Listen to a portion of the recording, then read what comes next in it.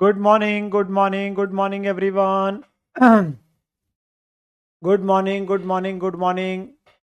फटाफट से सही बच्चे जुड़ जाए हमारे साथ और मुझे कंफर्म कर दे इज ऑडियो एब्सोल्युटली फाइन बेटा। Good morning.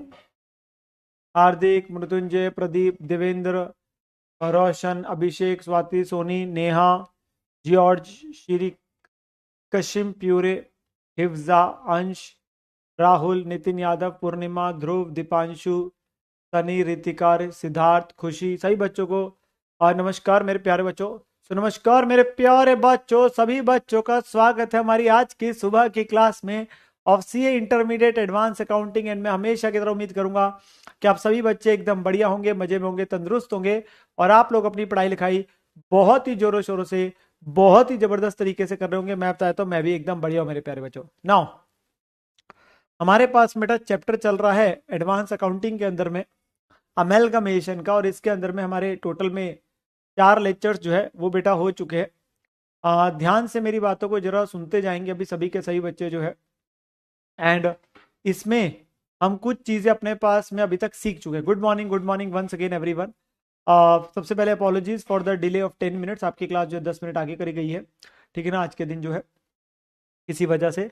तो अभी हम अपने सीधा क्लास को बेटा शुरू करते हैं, सीधा अपनी क्लास को शुरू करते हैं मेरे प्यारे बच्चों। मैं आप लोगों को जो टॉपिक करा रहा हूँ बेटा अमेलगमेशन का जो है, ध्यान से मेरी बात को जरा सुनते जाएंगे सभी के सही बच्चे जो है।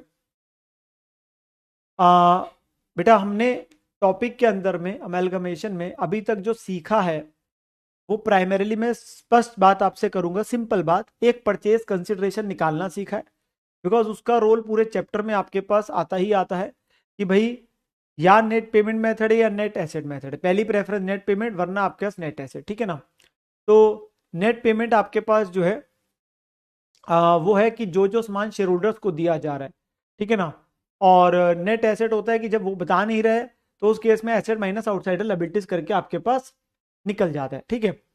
फिर हम लोगों ने अपने पास में बात करा था कि परचेजिंग कंपनी की बुक्स के लिए हम चेक करते हैं कि मर्जर होता है कि परचेज होता है। मर्जर जो है वो तब होता है अगर 5 कंडीशन फुलफिल होती है, और परचेज है अगर एक भी वायलेट होगी। वो उसमें से मेन कंडीशन है, सब कुछ आ रहा है, बुक वैल्यू पे आ रहा है, इक्विटी वालों को इक्विटी शेयर दे रहे हैं। अब इसमें फर्क क्या पड़ता है बेटा, जो एंट्री नंबर 2 है उसमें फर्क पड़ता है प्राइमरीली, विच इज कि अगर परचेज है तो रिजर्व नहीं आते, एसेट लायबिलिटीज आपके टेकन ओवर वैल्यू पे आ जाते हैं, और अगर नहीं है तो बुक वैल्यू है, एंट्री का डिफरेंस गुडविल कैपिटल जब बन जाता है प्राइमरीली, अगर पीसी नेट पेमेंट से, ठीक है ना। नेट एसेट से फिर तो डिफरेंस आता ही नहीं है, और रिजर्व नहीं आते। जबकि मर्जर के केस में रिजर्व आते हैं, सारी चीजें बुक वैल्यू पे, और ऑटोमेटिकली जो यहां पर में है, हमने ये भी बात बोली थी कि एडजस्टमेंट भी रिजर्व में हो जाती है, जिसे निकालने का एक आसान तरीका था शेयर कैपिटल वर्सेस पीसी। बाकी लिक्विडेटर को डिस्चार्ज करते हो और डिबेंचर वालों को अपने डिबेंचर देते हो, रीइंबर्समेंट करते हो खर्चे की। कल हमने स्टॉक रिजर्व का पॉइंट भी जाते जाते बता दिया था, नॉर्मल है, स्टॉक को कम करना है और आपके पास में प्रॉफिट कम करना है वो डेबिट करके। और इंटरोइंग की कैंसिलेशन है। चेट रिजर्व अगर नेचर ऑफ परचेज है तो उसकी एक स्पेशल एंट्री आती है अमेलगमेशन एडजस्टमेंट रिजर्व टू चेट रिजर्व, ठीक है ना। वो अगर नेचर ऑफ परचेज है, मर्जर में तो ऑलरेडी आ ही जाता है। नाउ इसके बाद मेरे प्यारे बच्चों, मैंने आप लोगों को जो क्वेश्चन थे, हम लोगों का एक 8th क्वेश्चन पेंडिंग पड़ा है, हमने 10 9th और 10th कल कर लिया था, और एक 11th पेंडिंग पड़ा है, ठीक है ना। तो अभी सभी बच्चे जो है मेरे साथ में क्वेश्चन नंबर 8 पे आएंगे, क्वेश्चन नंबर 8 पे आएंगे सही बच्चे जो है, और हम उसको करना शुरू करेंगे। मैंने कल आप लोगों को बेटा कुछ क्वेश्चंस होमवर्क में भी करने को दिए थे, आई एक्सपेक्ट कि होमवर्क के क्वेश्चंस आप लोगों ने कर लिए होंगे। वैसे उसकी जो भी डिस्कशन है वो मैं आपके साथ सेशन के एंड में करूंगा, हमारे पास टाइम बच जाएगा, डोंट वरी, ठीक है ना। हमारे पास सेशन के बाद एंड बच जाएगा, सो डोंट वरी, ठीक है ना। यस स्मृति बेटा, आपके पास एंट्रीज ऊपर नीचे हो जाए कोई दिक्कत नहीं, जनरली पहली 3 में तो कोई दिक्कत नहीं, उसके बाद जैसे मर्जी आप कर दो, ठीक है ना, that is not a problem, ठीक है। और अभी के लिए हम क्वेश्चन नंबर 8 से अभी चालू करने जा रहे हैं। तो मेरी सभी बच्चों को गुजारिश है कि वो सही बच्चे अभी पूरे फोकस के साथ मेरे साथ इन क्वेश्चंस को करेंगे, क्योंकि हमने 8वां क्वेश्चन और एक और जो बचा है वो करना है, और मैं आपके फिर डाउट्स वगैरह टेकअप करूंगा। इन 2 क्वेश्चंस को ही हम आज करेंगे, ठीक है ना, ज़्यादा टाइम लगेगा नहीं इनको करने में। एंड साथ के साथ में मैं आप लोगों के साथ में बात करूंगा फिर जो होमवर्क के डाउट थे, क्योंकि कल मैं चाहूंगा कि फिर हम आगे वाला जो अगला कॉन्सेप्ट है वो हम फिर कल कर लेंगे, ठीक है ना, आज नहीं रखेंगे, ठीक है। चलिए ध्यान से सुनते जाओ। क्वेश्चन है, the financial position of 2 companies Abhay limited और आशा लिमिटेड 31 मार्च 20 की आपको दे रखी है। तो बेटा दो कंपनीज है, एक है अभय और एक आशा। इन दोनों की आपको बैलेंस शीट दी गई है 31 मार्च 30 की, अभय और आशा लिमिटेड की, जिसमें शेयर कैपिटल जो है वो आपको बताइए कितनी कितनी है। General reserve, PNL, security, PM, contingency reserve है, कोई डिबेंचर्स है, सन्ड्री क्रेडिटर है, ठीक है ना। फिर एप्लीकेशन फंड मतलब एसेट साइड आ गई, land, building, plant machinery, goodwill, inventory, debtor और बैंक। तो ये आपके पास उन्होंने बैलेंस शीट दे रखी है। कहता है इन्होंने बोला कि हम इकट्ठे हो जाते हैं और एक नई कंपनी बनाते हैं जिसका नाम है अभिलाषा लिमिटेड। तो अभय और आशा मिलकर क्या हुए? अभय और आशा मिलकर क्या हुए? अभिलाषा हुए। अभय प्लस आशा मिलकर अभिलाषा हो गए 1 अप्रैल 20 को ऑन दी फॉलोइंग टर्म्स। जिसमें टर्म्स क्या क्या अगर आप देखेंगे, कहता है गुडविल को वैल्यू करना है आपको, अपने प्लस 2 के फाउंडेशन के दिन याद आएंगे अभी।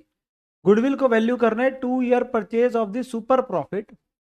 नॉर्मल रेट ऑफ रिटर्न जो है वो है 10% of the combined share capital and general reserve. कह रहे गुडविल को हमने क्या करना है? वैल्यू करके निकालनी है उसके, और उसकी वैल्यू निकालनी है सुपर प्रॉफिट मेथड से 2 ईयर परचेज करके। यहाँ पे कई बार क्वेश्चन में हमें गुडविल की वैल्यूएशन करनी पड़ती है, जो मेथड सीखते बेटा पार्टनरशिप के अंदर में, इन फाउंडेशन इन +2 करके, ठीक है ना। तो वो बता रहा है कि आपने क्या करना है। तो सुपर प्रॉफिट क्या होता है? Average minus normal. नॉर्मल क्या लेना है? 10% of share capital and general reserve का। बाकी सारे रिजर्व्स को इग्नोर कर देना है इसके लिए। और एवरेज प्रॉफिट कितनी है एक्चुअली में इनके दोनों के? 275 और 170। तो पहले पॉइंट से क्या निकल के आएगी? पहले पॉइंट से गुडविल की वैल्यू आ जाएगी। उसने अलग से गुडविल की वैल्यू निकालने के लिए हमें तरीका बताया, जो हम आराम से निकालेंगे। फिर कह रहा है जो लैंड, बिल्डिंग, प्लांट मशीनरी और इन्वेंट्री है दोनों कंपनीज को, उसको वैल्यू करना है 10% ज्यादा पे, और 10% की प्रोविजन भी बनानी है डेटर्स के ऊपर। तो उसने ये बोला कि इन एसेट्स को आप वैल्यू करिए ज्यादा पे और प्रोविजन बना दीजिए। डिवेंचर जो है उन्हें हम रिडीम करेंगे by issue of 12% preference shares of Abhilasha limited at a premium of 10%। तो डिवेंचर्स के बदले क्या दे रहे हैं उन्हें? प्रेफरेंस शेयर दे रहे हैं, और प्रीमियम की बात हो रही है। सन्ड्री क्रेडिटर बुक वैल्यू पे ही जाएंगे। एक अनरिकॉर्डेड लाइबिलिटी भी है, मतलब जो किताबों में दिख नहीं रही। 15,500 की आशा लिमिटेड के केस में 1 अप्रैल को, तो एक एक्स्ट्रा लाइबिलिटी है जो दिख नहीं रही आशा के केस में, बट वो एक और लाइबिलिटी है। बैंक बैलेंस जो दोनों कंपनीज का है वो भी टेक ओवर करेगी Abhilasha limited, but after deducting liquidation expenses of 60,000, जो कि बॉन्ड करेंगे अभय और आशा किस रेशियो में? 2:1 में। तो कह रहे हैं बैंक बैलेंस भी उठ के जा रहा है ऑब्वियसली, बट उसमें एक छोटा सा पॉइंट ये डाल दिया कि उसमें हम पुरानी कंपनी का जो बंद होने का खर्चा है, उसके बंद होने के खर्चे आपस में बियर कर रहे हैं वो जिस भी रेशियो में, और उसके बाद जो बचा हुआ बैलेंस है वो उठेगा। देखो दो तरीके हैं, या तो वो खुद पे कर रहा है तो कम बैलेंस उठ के आएगा, या बैलेंस उठ के आगे हम रीइंबर्स कर देते थे, one and the same thing है ना। तो अब वो कह रहा है कि वो पे कर रहा है तो उठ के ही कम आ रहा है। हमसे क्या बोल रहा है? हमसे बेटा ये बोल रहा है compute the basis on which shares of Abhilasha Limited are to be issued to the shareholders of existing company, assuming कि नॉमिनल वैल्यू पर शेयर जो अभिलाषा की 100 रुपए है। तो वो ये पूछ रहा है बेसिस बताओ जिसपे शेयर इशू करे जाएंगे शेयर होल्डर्स को। एज्यूम की पार वैल्यू अभिलाषा की 100 है, मतलब वो पीसी निकालने को बता रहा है। पीसी निकाल के कह रहे हैं नंबर ऑफ शेयर्स बता दीजिए। सही बच्चे फटाफट से बताएंगे, पीसी निकालने के लिए नेट एसेट है कि नेट पेमेंट है? सबसे पहला सवाल, पीसी निकालने के लिए नेट पेमेंट है कि नेट एसेट है? फटाफट से। सर पीसी निकालने के लिए, पीसी निकालने के लिए हमारे पास यहाँ पर में, यहाँ पर में, यहाँ पर में नेट नेट नेट नेट अक्कड़ बक्कड़ बम्बे बे पूरे शो। Oh my God, net asset method है। क्यों सर? उसने बताया ही नहीं कि शेयर होल्डर्स को कितने शेयर दिए जा रहे हैं। क्या आपको बताया यहाँ पे उसने कि इन इक्विटी वालों को कितने कितने शेयर दिए जा रहे हैं बेटा? अगर वो ये बताता कि ये जो शेयर होल्डर्स है इनको कितने कितने शेयर दिए जा रहे हैं, किस किस प्राइस पे दिए जा रहे हैं, कितने के बदले कितने दे रहे हैं, तो मैं नेट पेमेंट लगाता। जब वो बता ही नहीं रहा तो नेट एसेट है ना। तो मेथड कौन सा है बेटा? नेट एसेट मेथड है। कौन सा मेथड है? नेट एसेट मेथड है। तो यहां पर मैं बेटा नेट एसेट मेथड में एसेट माइनस आउटसाइडर लायबिलिटीज करना है।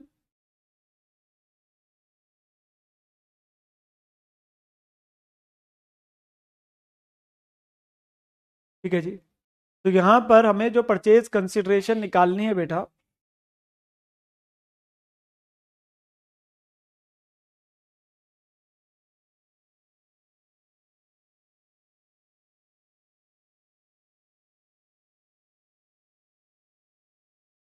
वो नेट एसेट मेथड से करनी।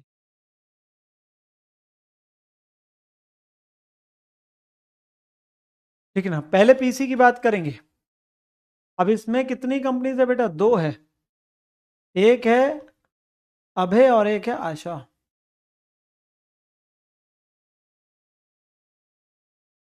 तो 2 पीसी आनी है। कितनी पीसी आनी है? 2 पीसी आनी है।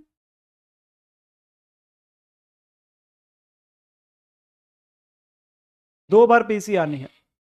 अबे लिमिटेड है, आशा लिमिटेड है, तो हमारा कॉलमनर फॉर्म में ही बन जाएगा। एक एक करके ऐसे डालते जाएंगे। बेटा सिंस सबसे पहले पॉइंट में ही उसने बोला कि गुडविल की वैल्यू करके निकालनी है, तो हम क्या करते, गुडविल की ही वैल्यू निकाल लेते हैं, उसके लिए वर्किंग नोट बना लेते हैं।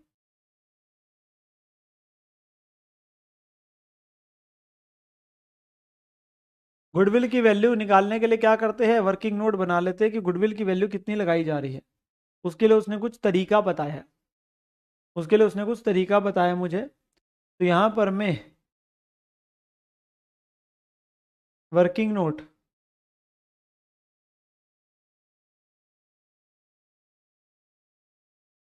Computation of goodwill.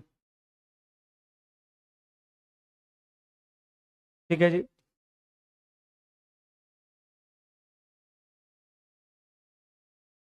अबे लिमिटेड और आशा लिमिटेड। बेटा एवरेज प्रॉफिट कितने हैं? सुपर प्रॉफिट मेथड लगाना है ना, क्योंकि सुपर प्रॉफिट क्या होता है, average minus normal. What is average profit here? Average profit given is, अबे का है 275, इसका है 175। तो 275 और 175 दिया हुआ है।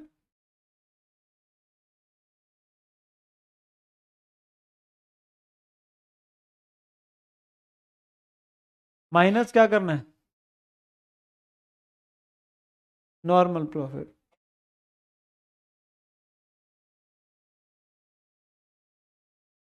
जो कि उसने स्पेशली बोला है, बेटा क्या करना है, 10% करना है शेयर कैपिटल और जनरल रिजर्व का। तो share capital plus general reserve का 10% करना है।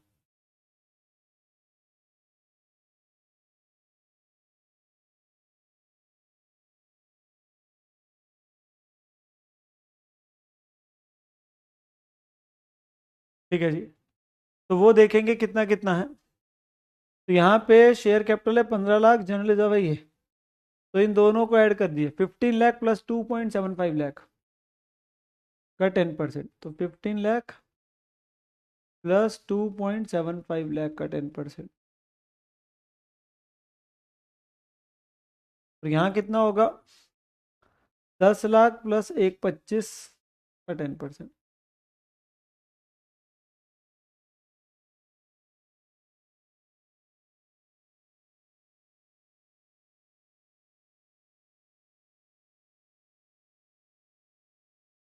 कितना बना, 15 लाख है प्लस 275, 1775, तो 177,500।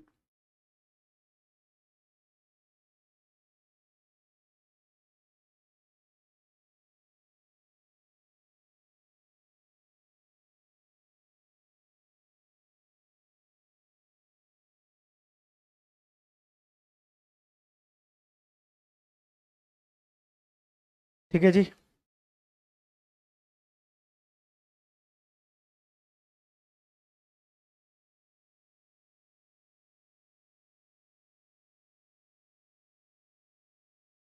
62,500। बेटा क्वेश्चन ने स्पेशली बोला है गुडविल की वैल्यू करने का, तो वो वैल्यू निकाल रहे हैं, ठीक है ना। तो गुडविल क्या है, कितने ईयर ऑफ परचेज बोला है उसने? उसने बोला है 2 ईयर परचेज बोला था शायद, हाँ 2 ईयर परचेज बोला है उसने। 2 year purchase of super profit. तो सुपर प्रॉफिट इंटू 2 हो जाएगा बेसिकली।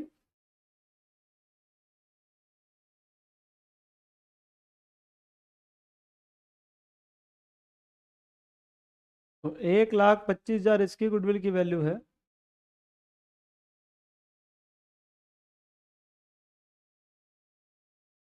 और 195 इसकी गुडविल की। तो 195 एंड 125, ठीक है ना। चेक करेंगे सभी। क्या सबसे पहले हमारे पास गुडविल की वैल्यू आ गया as per super profit method? बेटा क्वेश्चन ने स्पेशली बोला है, तो जैसे बोला है वैसे ही कंप्यूट किया जाएगा, ठीक है ना। तो 195 और 125 आ गई वैल्यू।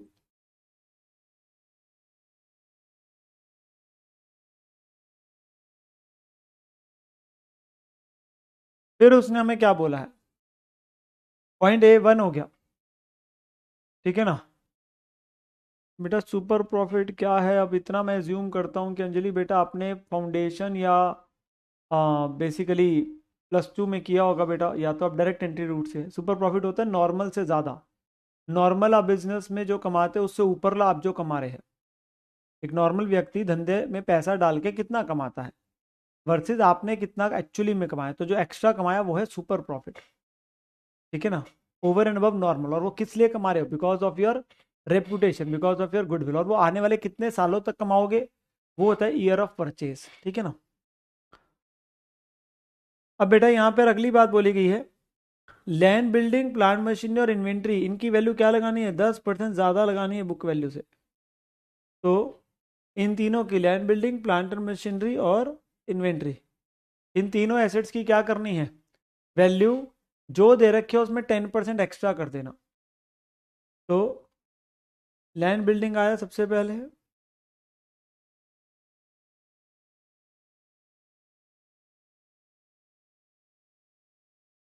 तो लैंड बिल्डिंग है 850, 850 में 10% एक्स्ट्रा किया 935,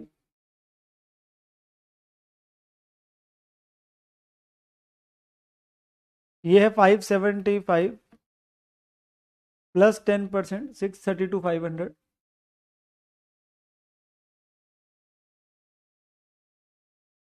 ठीक है ना। फिर 345 प्लस 10% 379,500,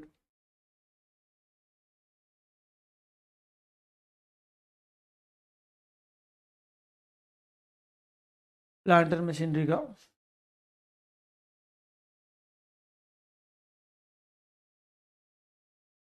और ये कितना है, 225 प्लस 10%, 247,500।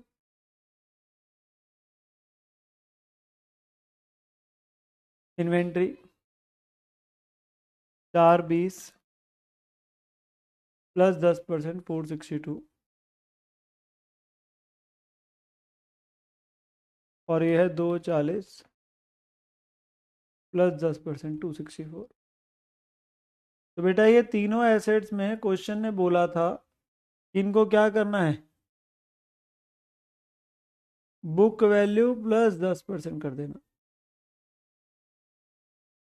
तो हमने वही किया, book value plus 10%, book value plus 10%, ठीक है ना। तो वो आपके पास आ गया।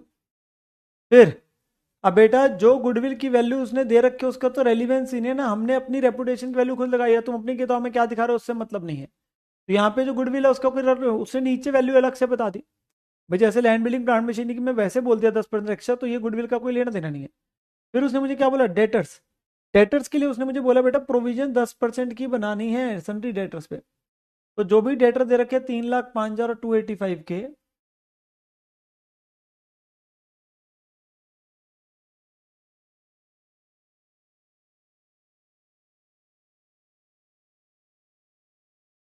उसमें प्रोविजन फॉर डाउटफुल डेट,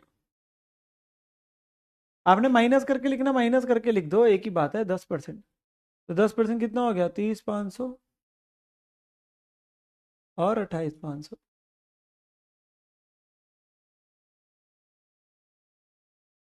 30,500 और 28,500, ठीक है ना। तो वो आपके पास आ गया। फिर अगला क्या है, बैंक, बैंक कितना कितना है, 180 और 45 है। और बैंक में छोटा सा उसने पॉइंट बोला है, वो देख लेते क्या बोला है।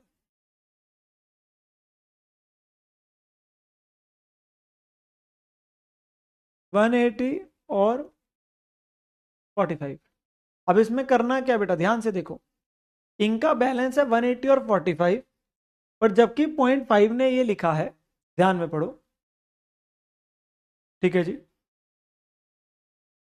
उसने बोला है कि बैंक बैलेंस जो दोनों कंपनीज का है वो आ रहा है अभिलाषा के पास, बट कहता है आफ्टर डिडक्टिंग लिक्विडेशन एक्सपेंसेस, कहता है लिक्विडेशन के खर्चे तुम अपने खुद बियर कर रहे हो, उसके बाद उठ के आएगा, जो कि टोटल में 60,000 है। बट ये दोनों बियर कर रहे हैं किस रेशो में अभी, और आशा 2:1 में, तो दोनों कितना कितना पे कर रहे हैं। 60,000 को 2:1 में डिडक्ट करने के बाद, डिडक्टिंग 60,000 इन 2:1, तो 2:1 का मतलब कितना कितना हो गया, 40 और 20, तो उसके बाद जो आएगा वो उठ के आ रहा है।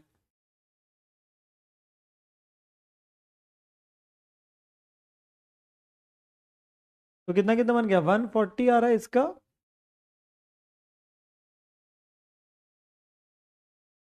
और 25 हो गया इसका। क्या मैं इसको अपने पास में प्रोविजन फॉर डाउटफुल डेट को नीचे दिखा देता हूँ, नॉट अ प्रॉब्लम। वो कोई नहीं, आपने ऊपर भी दिखा दिया होगा तो कोई प्रॉब्लम की बात नहीं है, ये लो। तो वो कहता है इतना इतना खर्चा तुम लोग खुद पे करोगे, उसके बाद उठ के आना है ना, तो बैंक उठ के कितना आएगा, 60,000 को 2:1 बांटे, 40 और 20 हो, 40-20 जब पे कर दोगे तो उसके बाद बचेगा कितना बैलेंस, तो वो उठ के आएगा। जैसे हमने एक क्वेश्चन में क्या था याद होगा, जिसमें बोला था डिविडेंड वो पे करेगी पुरानी कंपनी, तो डिविडेंड पे करने के बाद बैंक बैलेंस कम हो गया था ना, तो वैसे ही है कि लिक्विडेशन एक्सपेंस पे करने के बाद बैंक बैलेंस कम हो जाएगा, तो बचा हुआ उठ के आएगा, बचा हुआ उठ के आएगा। फिर आती है बेटा लाइबिलिटीज वाली साइड, एसेट्स वाली साइड होगी हमारी।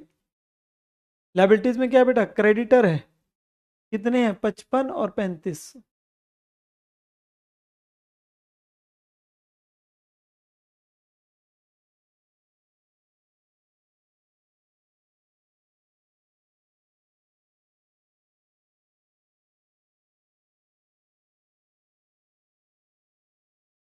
55 और 35, ठीक है जी। बट उसने इसके अलावा एक और बोला था, डिबेंचर में मैं अलग से आता हूँ। उसने देखो पॉइंट 4 में लिखा है, क्रेडिटर टेक ओवर करे जा रहे बुक वैल्यू पे ही, एक अनरिकॉर्डेड लाइबिलिटी भी है 15,500 की आशा के केस में। तो कहते हैं आशा के केस में एक एक्स्ट्रा लाइबिलिटी है जो उसकी किताब में दिख नहीं रही, पर वो ऑब्वियसली अब है लाइबिलिटी, तो वो भी एक एक्स्ट्रा लाइबिलिटी उठ के आ जाएगी। तो एक्स्ट्रा लाइबिलिटी कितनी है, 15,500 की।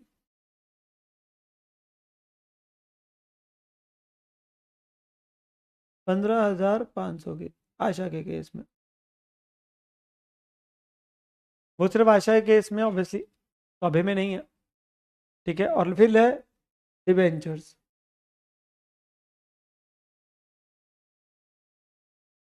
अब डिबेंचर जो दे रखे बेटा, उसने क्या बोला है, मैं इसकी डिस्कशन आराम से करूंगा अभी, सो डोंट वरी। कह रहे डिबेंचर्स रिडीम करे जा रहे, प्रेफरेंस शेयर्स हमने देने, उसके बदले वो तो बात की बात है, हम कितने में कर रहे हैं, एट प्रीमियम ऑफ 10%, तो 10% फालतू हो गया, 10% प्रीमियम हो गया। तो बेटा डिबेंचर्स इसमें ही है 250 के, तो 250 में 10% एक्स्ट्रा कर देंगे, 250 में 10% एक्स्ट्रा कर देंगे,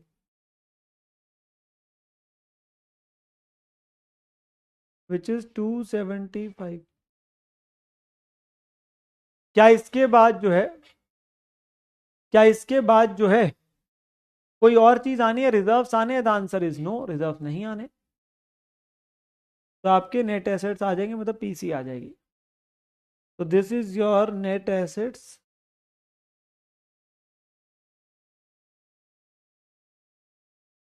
या परचेज कंसिडरेशन जिसे आप बोल रहे हैं बेसिकली।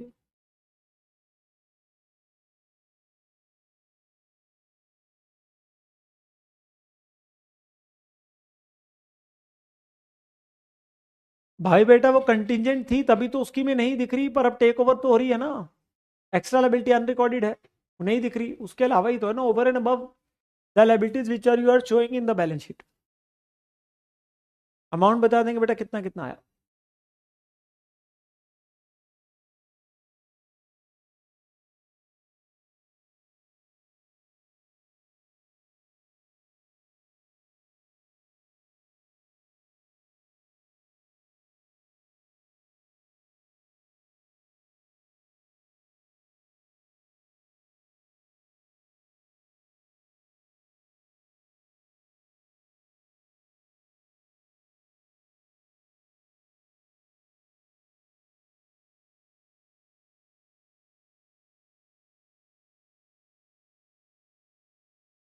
जी दोनों की वैल्यूज बताएंगे कितनी कितनी बन रही है।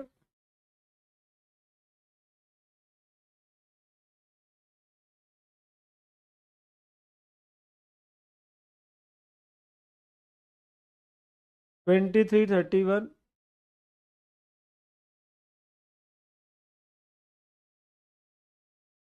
और दूसरे का अवाया ने बताया है 1225। चेक करो भाई। भाई मैं आप लोगों के ऊपर विश्वास कर रहा हूँ, आप लोगों के ऊपर विश्वास कर रहा हूँ, आप लोगों की वैल्यू पे खुद नहीं निकाल रहा। तो प्लीज़ ज़रा ध्यान से देख के बताना वैल्यू जो भी आ रही है।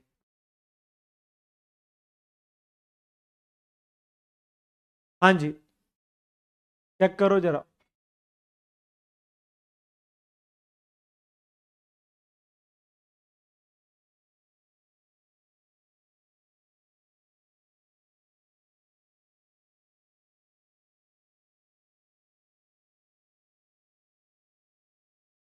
ये आया सबका?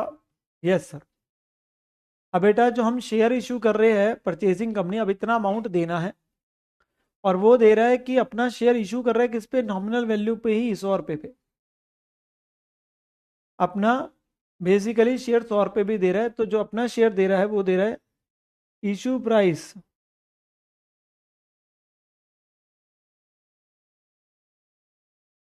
Is equal to face value. हम 100 रुपये पे इशू कर रहे हैं अपना शेयर, 100 रुपये पे इशू कर रहे हैं अपना शेयर। तो दैट एक्चुअली मीन्स कि कितने नंबर ऑफ शेयर्स आ जाएंगे बेटा, दैट एक्चुअली मीन्स कितने नंबर ऑफ शेयर आ जाएंगे बेटा, ध्यान से देखो और मुझे बताओ। डिवाइड करके नंबर ऑफ शेयर्स बन जाएंगे, क्योंकि इससे क्या पता चल जाएगा नंबर ऑफ शेयर्स कितने हैं, ठीक है ना। तो नंबर ऑफ शेयर्स निकल जाएंगे कितने कितने, अभिलाषा लिमिटेड उनको देगी। इधर आया 23,310 शेयर और इधर आया 12,250 शेयर। तो इतने इतने शेयर्स दिए जाएंगे।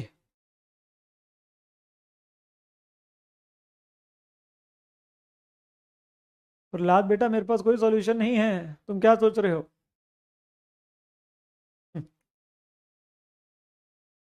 आदित्य बेटा उसने साफ बोला था कि जो बैंक बैलेंस है वो उठा के ला रहा है, वो उठा के ला रहा है, पर कह रहा है कि उसमें से जो पुरानी कंपनी के लिक्विडेशन के खर्चे वो पे होके बाद में उठ के आएगा। और वो खर्चे वो किस रेशो में बियर कर रहे हैं, 2:1 में। तो उसने ये लाइन लिखी थी कि ये उठ के आएंगे आफ्टर डिडक्टिंग लिक्विडेशन एक्सपेंसेस 60,000 के, जो 2:1 में बटेंगे। तो 60,000 को 2:1 बांटोगे 40 और 20, उतना उतना माइनस करके बाकी हमारे पास आएगा ना। भाई तुम खुद खर्चा पे करोगे तो तुम्हारा कमी तो बैंक बचेगा, तो मैं कमी लेके आ सकता हूँ, ज्यादा कैसे लेके आ जाऊंगा, ठीक है ना। चलो भाई, अब मेरी बात जरा ध्यान से सुनते जाइएगा। देखो क्वेश्चन ने जो पूछा था पीसी और नंबर ऑफ शेयर निकाल, पर मैं अब आपका थॉट प्रोसेस जानना चाहता हूँ, क्या आप मेरे साथ तैयार है थॉट प्रोसेस के लिए? मुझे बताओ, जब आप जर्नल एंट्रीज डालोगे तो पहली एंट्री किस अमाउंट से डलेगी? दो कंपनीज उठ के आ रही है, इसकी इससे डलेगी, इसकी इससे डलेगी। दूसरी एंट्री के लिए क्या होगा, सोच के बताना। अब मैं सेवा करने जा रहा हूँ, बहुत सारी चीजें आपके साथ डिस्कस करनी है यहाँ पे, ठीक है। तो मुझे बताओ, एंट्री 1 में तो कोई दिक्कत नहीं है, वो तो बिजनेस परचेज टू पीसी होगी, डाल रहा नहीं रहा हूँ, वो पीसी से आ रही होगी। एंट्री 2 के लिए नेचर ऑफ मर्जर होगा कि नेचर ऑफ परचेज होगा, फटाफट से, अरे सर कैसी बातें कर रहे हो, वैल्यूज ही चेंज कर दी, नेचर ऑफ परचेज है। तो मुझे बताओ, अगर ये नेचर ऑफ परचेज है तो एंट्री में डिफरेंस आएगा कि नहीं आएगा? एंट्री में डिफरेंस आएगा कि नहीं आएगा? सर एंट्री में डिफरेंस नहीं आएगा, क्योंकि पीसी नेट एसेट से निकली है भाई, सारे एसेट्स इन्हीं को तो डेबिट करोगे, ये लायबिलिटीज क्रेडिट कर रहे हो और यही तो पीसी है, तो एंट्री में डिफरेंस ही नहीं आएगा, एंट्री में डिफरेंस ही नहीं आएगा। और क्या रिजर्व उठ के आ रहे, नहीं आ रहे, तो नो डिफरेंस इन एंट्री।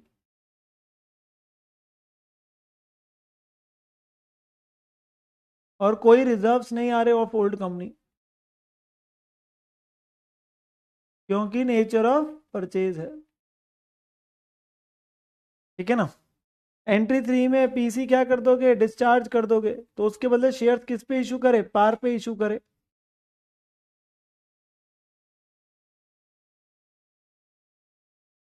क्या कोई इंटर ओइंग है, नहीं है। क्या कोई इंटर ओइंग है, नहीं है। क्या कोई आपके पास में स्टॉक रिजर्व है, नहीं है। क्या कोई स्टैट्यूटरी रिजर्व है, नहीं है।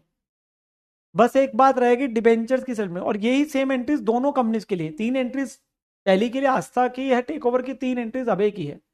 बट अब मेन आती है सेटलमेंट ऑफ डिबेंचर होल्डर्स।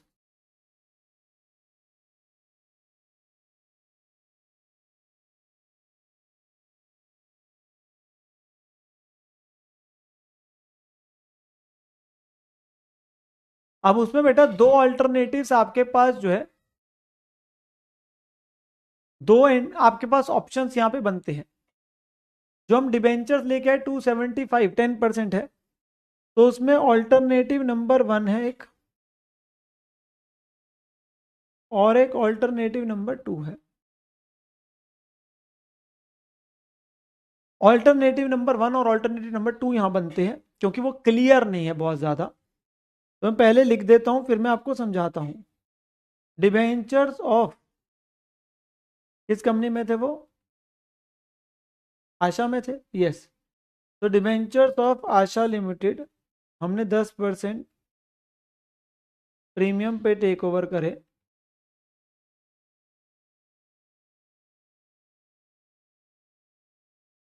और उसके बदले हम अपने वाला किस पे दे रहे हैं, अपने वाला पार पे दे रहे हैं।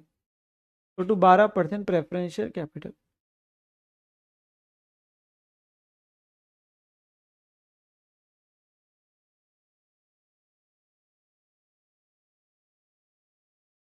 और एक है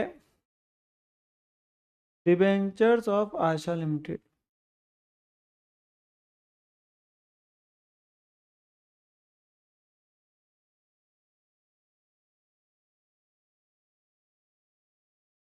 to 12% preference share capital,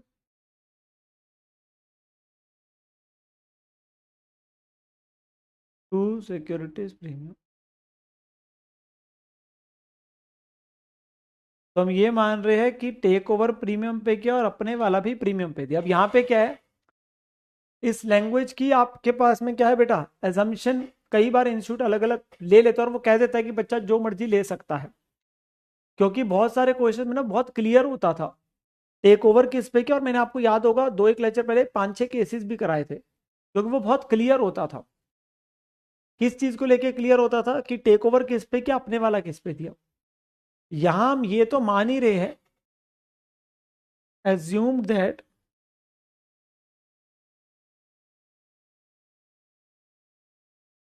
debentures of Asha Limited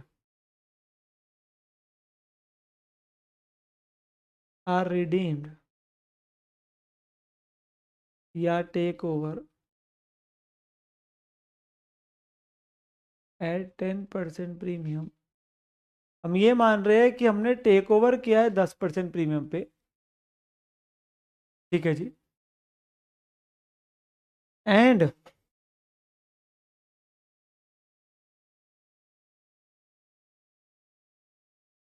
debentures of Asha limited are redeem taken over at 10% premium, and 12% preference shares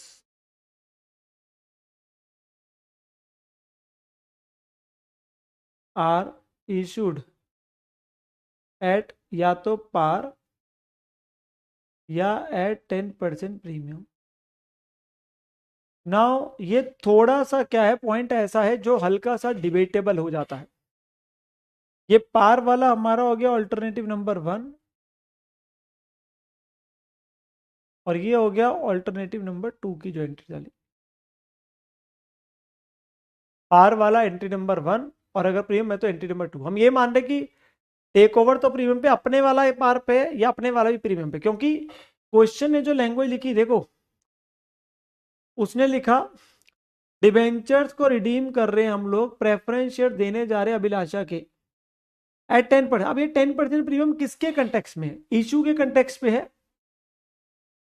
issue के कंटेक्स में है कि रिडम्पशन के कंटेक्स में है। क्योंकि उसने लास्ट में जाके लिख तो लिया, वो क्या बोल रहा है, रिडीम है 10% पे। हमने ये तो ये कंसीडर करके चले कि हम टेक ओवर तो प्रीमियम पे करें, अपने वाला पार पे कि अपने वाला प्रीमियम पे। अब इसमें से आप बेटा जो भी केस लोगे ना, जो भी केस लोगे, आपके पास में इंस्टीट्यूट कहता है मैं दोनों केस में ठीक कर दूंगा, वो खुद नीचे लिखता है कि हमने ये अजम्पशन ली है, हमने ये अजम्पशन ली है और आप दूसरी भी ले सकते हो। इंस्टीट्यूट खुद ये बात लिखता है कि हम ये अजम्पशन ले रहे हो और आप दूसरी भी ले सकते हो, उसमें कोई दिक्कत नहीं है। ठीक है ना? तो वो ऑटोमेटिक सी बात है, आप दोनों में से कोई भी असम्पशन ले सकते हो बेटा, दोनों में से कोई भी असम्पशन ले सकते हो। ठीक है? तो ये आपके पास चीज आ जाती है जो कि हमारे पास इस वाले पॉइंट में हमने किया। ठीक है ना? अभी मैं अगला क्वेश्चन भी कराऊंगा, वहां भी बात करूंगा। मतलब ये पॉइंट आई थिंक 2 या 3 क्वेश्चन में है ये डिवेंचर वाला, जहां थोड़ा सा वो डिबेट में चलता है और इंस्टीट्यूट खुद कहता है कि अल्टीमेटली जो है आ, आपके पास में आप जिस मर्जी तरीके से कलम पूरे नंबर दे देंगे, थोड़ा सा डिबेट की बात आती है और ऑब्वियसली बैलेंस शीट आपकी दोनों केस में टैली होगी, उसमें कोई दिक्कत नहीं है। तो बच्चे कह रहे हैं सर बैलेंस शीट जब बनेगी तो क्या होगा? तो अगर आप चाहते हैं तो मैं बैलेंस शीट के अंदर भी इसका पॉइंट बता देता हूं कि बैलेंस शीट अगर बनाओगे तो कैसे फर्क आएगा, उसमें कोई प्रॉब्लम नहीं है। इन दोनों में आपकी बैलेंस शीट ने तो टैली होना ही होना है बेटा, समझो मेरी बात को, बैलेंस शीट ने टैली होना ही होना है। रजा बेटा मान सकते हो, उसमें एक छोटा सा प्रॉब्लम क्या मैं अगले क्वेश्चन जाऊंगा, उसमें एक वैल्यू ऐसी है जिसे आप डिवाइड बाय 110 करोगे तो फिर आपके पास वो डेसिमल में जाएंगे और आप कंफ्यूज हो जाओगे, इसलिए हमने पहले यही माना है कि रिडम्पशन तो प्रीमियम पे है। ठीक है ना? वो भी लिया जा सकता है, उसमें कोई प्रॉब्लम नहीं है कि टेक ओवर पार पे अपने वाला प्रीमियम पे। ठीक है ना? अब मेरी बात जरा सुनेंगे, अगर यहाँ पे बैलेंस शीट बनानी होती,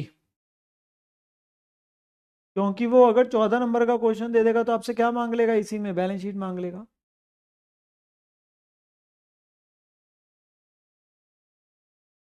ठीक है जी।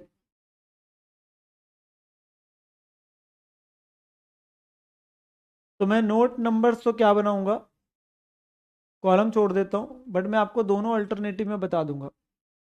मैं मेनली ये, क्योंकि सेवा है, सभी सेवा ही चल रही है, ये भी सेवा थी, ये भी सेवा ही है, तो मैं यहीं पे लिख दूंगा सारी वैल्यूज, यहीं पे लिख दूंगा। तो नोट नंबर की मुझे ज़रूरत नहीं पड़ेगी, मैंने कॉलम डाल के छोड़ा है बस। ये है अगर ऑल्टरनेटिव 1 होता, आपको फ़र्क समझना चाहिए, और ये अगर ऑल्टरनेटिव 2 होता तो क्या फ़र्क पड़ता। ठीक है ना? तो एटलीस्ट आपको वो क्लैरिटी आ जाएगी, अभी देखना। Equity and liabilities,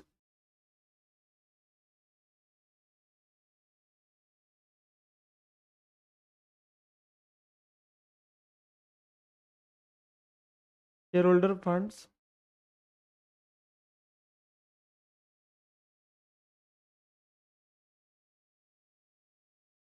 share capital,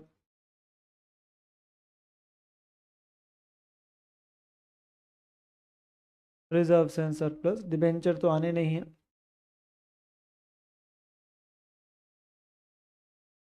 current liabilities,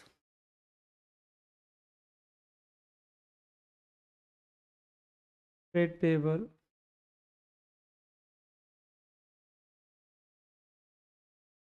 other current liabilities.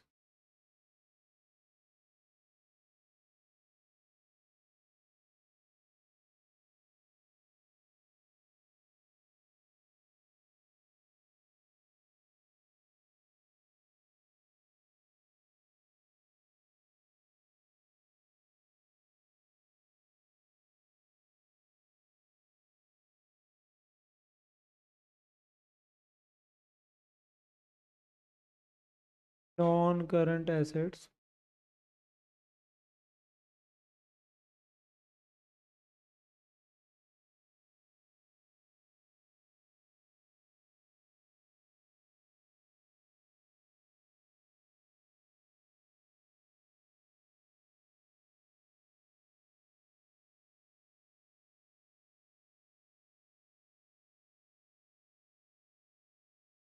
PP, intangible,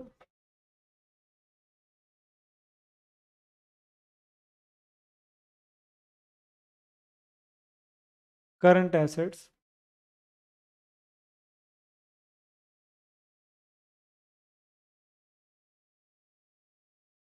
inventories,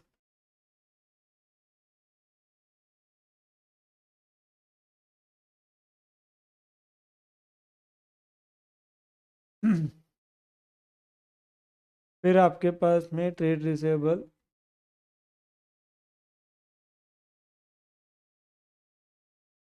cash and cash equivalent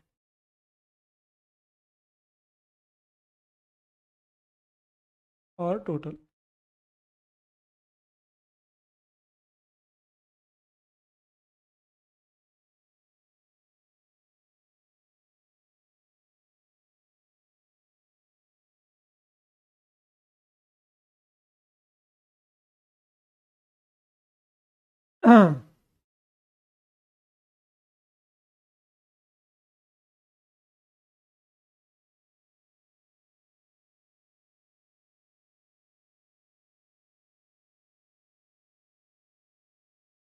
हाँ जी।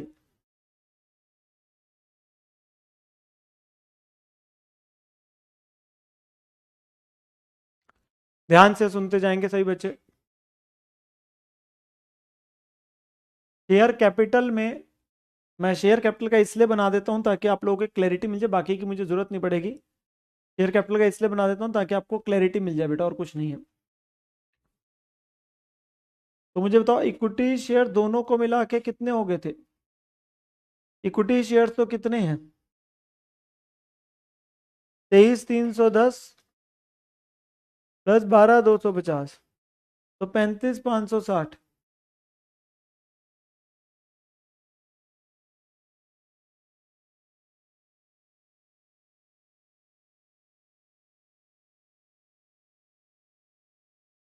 तो 35,56,000, चाहे वो जो मर्जी ऑल्टरनेटिव होता।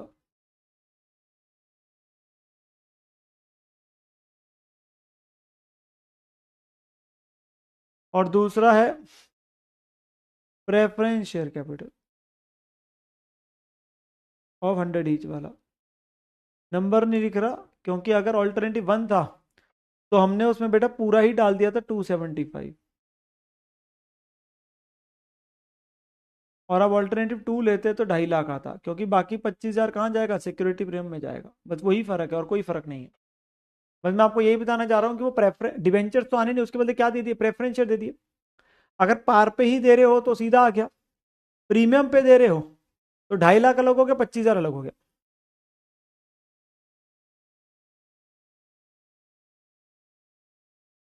तो बना 3831,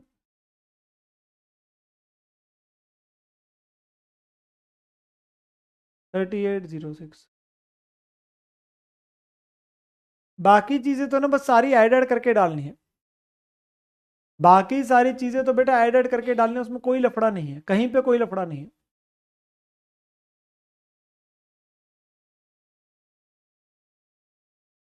हाँ जी। तो यहां पर मैं कितना बना? 3831 और 3806।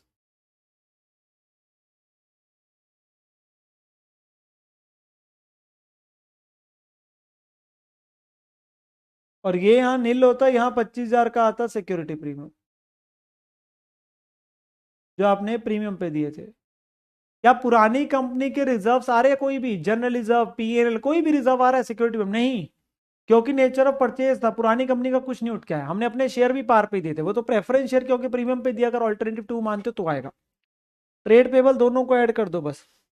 क्रेडिटर 55 और 35 सब ऐड ऐड करके लिखते जाओ। 90,000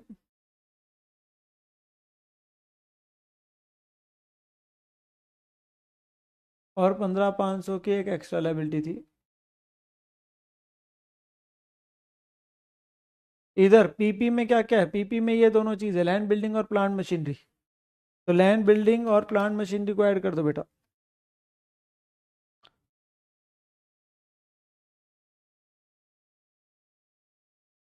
21,94,500।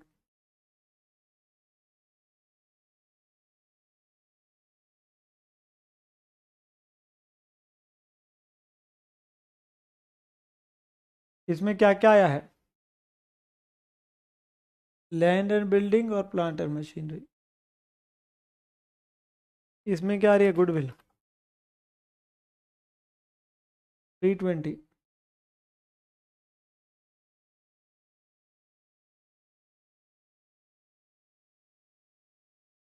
फिर इन्वेंट्रीज कितना कितना था? 462 प्लस 264, 726।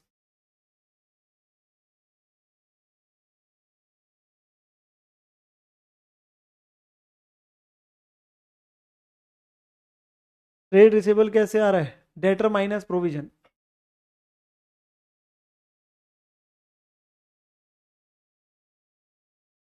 तो बेटा ये बैलेंस शीट अभिलाषा की बन रही है, तो ऑब्वियसली उसके तो उठ के आ ही रहे, अबे दोनों की वैल्यूज को एडेड करके ही डालना है। क्या हो गया आदित्य? तो आएगा ना 15,500। दो ऑल्टरनेटिव केस किसके है? ये थोड़ा ना एक अभय का एक आशा का है। क्या हो गया? ये ऑल्टरनेटिव केस जो बना रहा है, ये इसका बना रहा हूँ कि डिबेंचर्स के बदले जो प्रेफरेंस शेयर दिए वो पार पे दिए कि प्रीमियम पे दिए?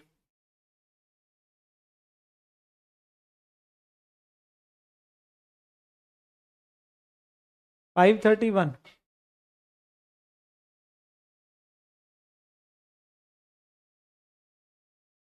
कई बच्चे हो गए कि उन्हें लग रहा है कि ऑल्टरनेटिव में ही कंफ्यूज हो गए वो।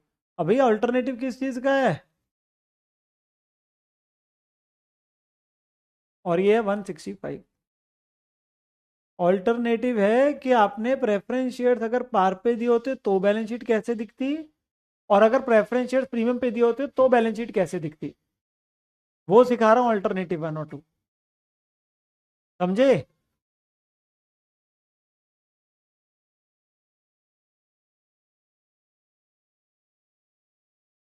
39, 36, 500।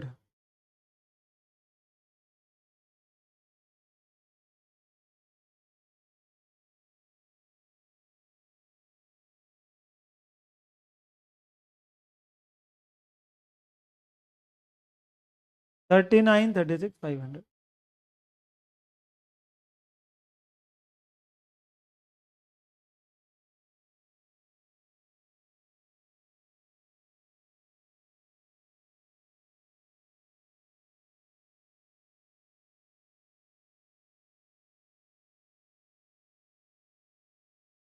हाँ जी। तो बल्ले बल्ले हो जाएगी, क्वेश्चन कंप्लीट हो जाएगा जी। ये मैंने आपको इस चीज के बारे में सिखाया कि जो डिबेंचर के बदले प्रेफरेंस दिए वो पार पे दिए कि प्रीमियम पे दिए, उससे क्या हो रहा है।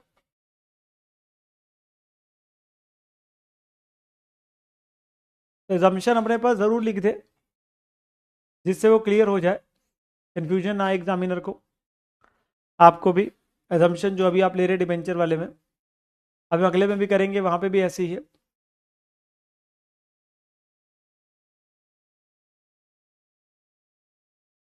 यस भाभी बेटा, बट वो आपके पास में खुद बोलता है तो वो अलग सी बात है ना, वो तो आप खुद पे कर रहे हो।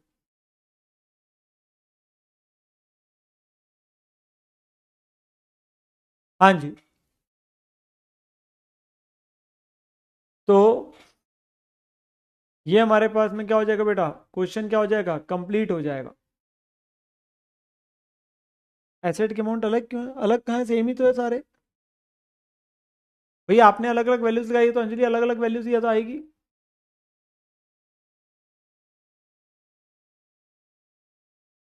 हमने अलग अलग वैल्यूज लगाई तो अलग अलग वैल्यूज ही तो बनेगी। भैया इन्हीं वैल्यूज को ऐड करना था, और क्या करना था? इन्हीं को तो ऐड कर करके डाला, और क्या किया? क्योंकि आप इन्हें इस वैल्यू पे टेक ओवर करके ला रहे हो, तो अपनी बैलेंस शीट पे तो इसी पे दिखाएंगे। रिजर्व सरप्लस में तो ही कुछ नहीं, पुरानी कंपनी का तो कोई भी रिजर्व आ ही नहीं रहा उठ के। ये तो कोई भी नहीं आ रहा, इनमें से कोई भी नहीं आ रहा उठ के। ये तो सिर्फ इसलिए है कि जो अगर आपने ये प्रीमियम पे दिए थे, जो मैंने आपको केस लिया था कि अगर आपने प्रेफरेंस शेयर किस पे दिए है, अगर ये माना है कि इन्हें प्रीमियम पे इशू किया है, तो उस केस के अंदर प्रीमियम आ जाएगा ना, फिर प्रेफरेंस शेयर यहाँ पे वो 250 के हो गए। अगर पार पे ही है तो वो 275 ही हो गया बस। और शेयर कैपिटल तो जो आपने शेयर इशू करे हैं, जो पीसी आई थी और उसमें जो शेयर दिए थे।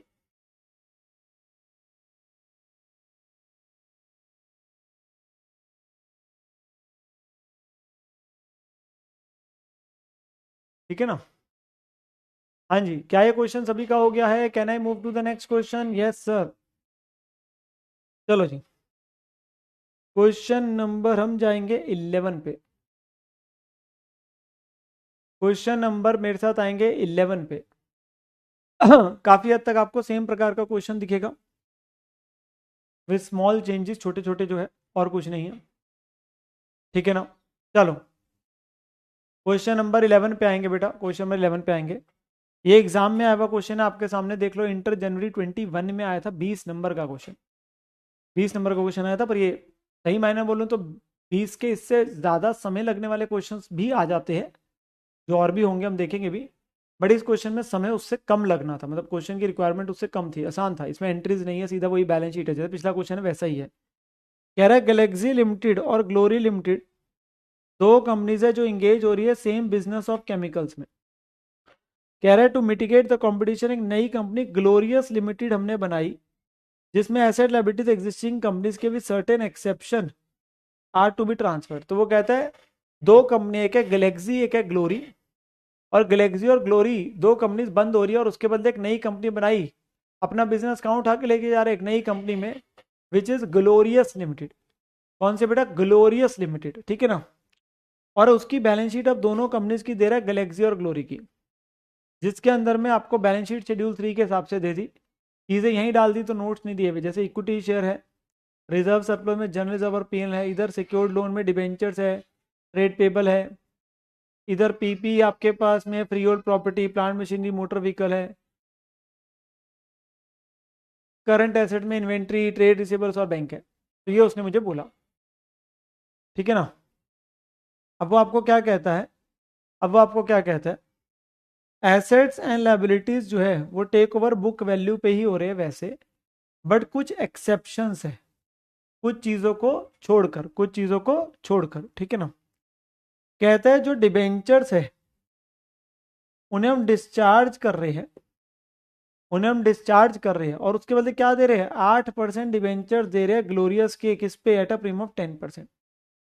तो डिबेंचर जो है पुरानी कंपनी ग्लोरी के, उन्हें हम अपने वाले डिबेंचर दे रहे हैं 10% प्रीमियम पे। इसमें भी मैं अलग अलग केसेस की बात चेक कर लूंगा आपके साथ में, मैं वन साइड केस होकर भी चल सकता हूँ, मैं अलग अलग केसेस भी कर सकता हूँ, मैं आराम से बात करूंगा, don't worry.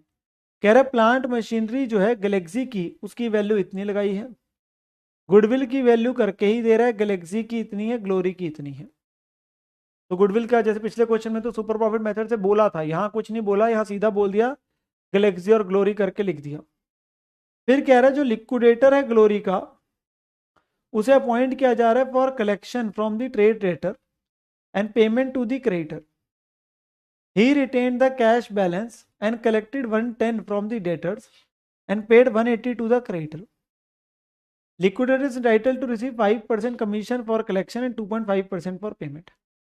Balance cash will be taken over by new company. ये क्या बोल गया, ओ माय गॉड, अजीब सा पॉइंट आ गया, बिल्कुल नया पॉइंट है। हाँ, वैसे तो जब हम बुक्स ऑफ ओल्ड कंपनी करेंगे तो ये बार बार देखने को मिलेगा। अब बेटा यहाँ पर एक सरल सी बात बोली है उसने, उसने पता क्या बोला है, कहते हैं ग्लोरी लिमिटेड के केस में, किसमें, ग्लोरी लिमिटेड के केस में जो कंपनी बंद हो रही है ना, वो उसका जो लिक्विडेटर पॉइंट किया, वो कह रहा है मैं खुद ही डेटर अपने पास रखूंगा, मैं खुद ही कैश अपने पास रखूंगा, और मैं क्रेडिटर को भी खुद ही दूंगा। मतलब वो परचेजिंग कंपनी के पास उठ के नहीं आ रहे। कौन कौन सी तीन चीजें उठ के नहीं आ रही, डेटर, कैश और क्रेडिटर। वो कह रहे डेटर से पैसे मैं खुद इकट्ठे करूंगा, क्रेडिटर को पैसे मैं खुद दूंगा, और ऑब्वियसली इस काम की मैं थोड़ी बहुत ही कमीशन लूंगा, जो सब करने के बाद कैश बच जाएगा ना, वो तुम टेक ओवर कर लेना।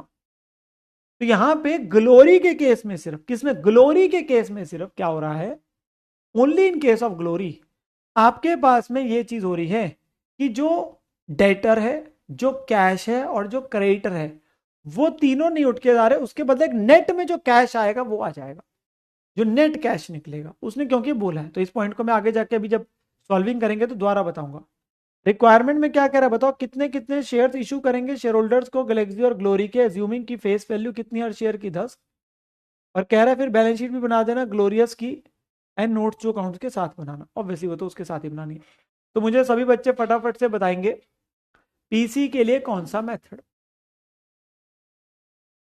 क्या उसने बताया शेयर होल्डर्स को कितने कितने शेयर दिए जा रहे, नहीं, वही तो अब निकालना उल्टा के लिए। तो जब ये नहीं बता रहा है शेयर होल्डर को क्या क्या दिया जा रहा है, तो पीसी नेट एसेट से आएगी, पीसी किससे आएगी, नेट एसेट से निकलेगी बेटा, ठीक है ना। तो purchase consideration will be calculated by net asset method.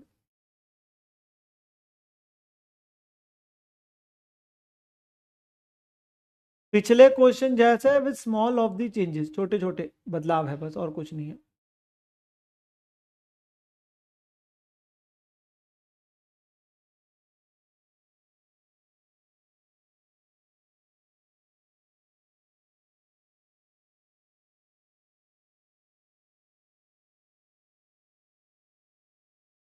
Nature of purchase का रोल मैं तब पूछूंगा जब मैं एंट्रीज की बात करूंगा,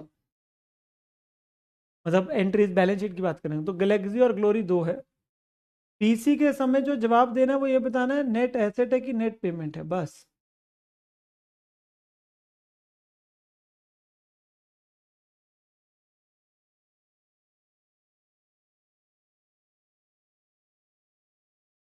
अब वन बाय वन शुरू हो जाने बेटा एसेट्स में, जिसमें लाइन बाय लाइन शुरू होते चलो।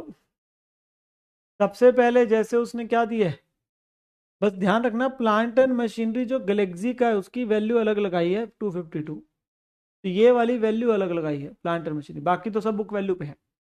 तो फ्री होल्ड प्रॉपर्टी से शुरू हो जाओ।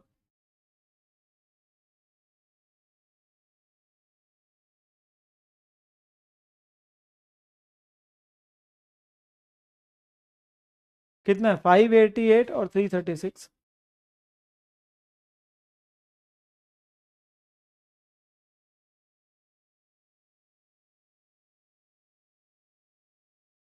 ठीक है जी। प्लांट एंड मशीनरी,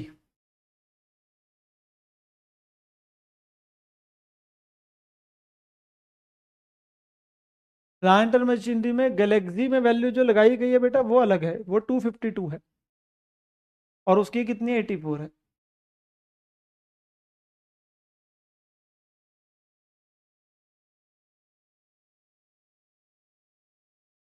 ठीक है। फिर मोटर व्हीकल इधर 56 है।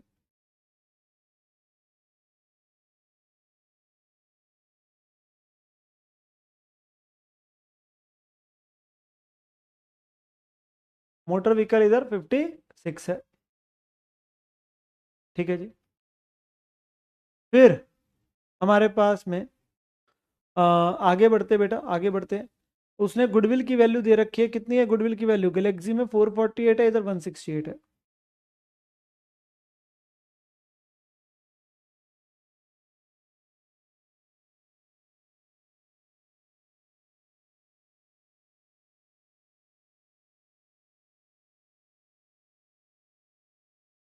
फोर फोर्टी एट है और 168 है। ठीक है ना। Yes sir. फिर इन्वेंट्रीज आ गई 336 और 438, उसमें कोई चेंज नहीं है। इन्वेंट्रीज 336 और 438 है।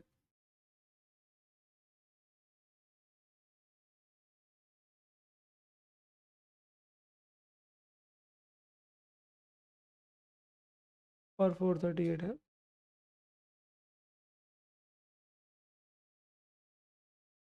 फिर ट्रेड रिसीवेबल और बैंक है।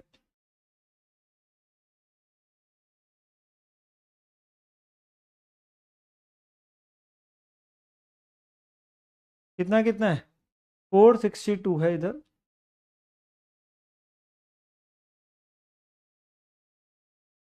बैंक कितना है, 238 है।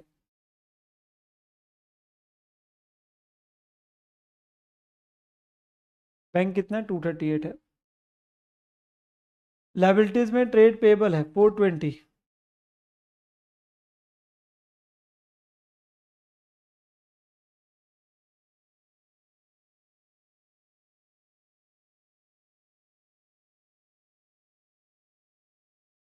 सर ग्लोरी में क्यों नहीं डाला, बताओ सही बच्चे, ग्लोरी में क्यों नहीं डाला।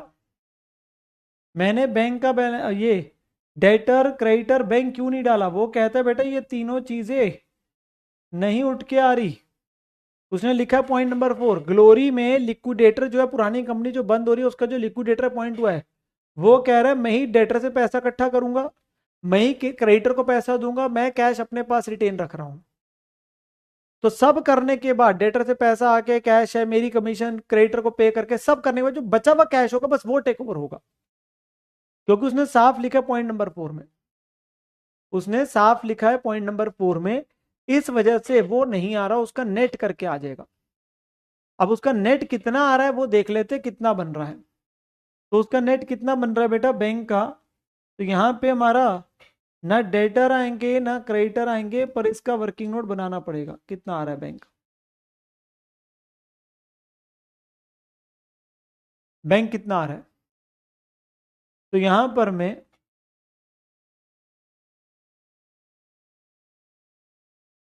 ग्लोरी लिमिटेड के केस में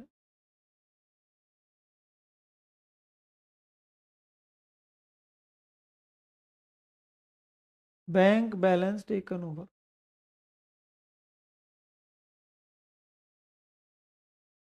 तो पहले से बैंक कितना है, एग्जिस्टिंग बैंक बैलेंस कितना है 104।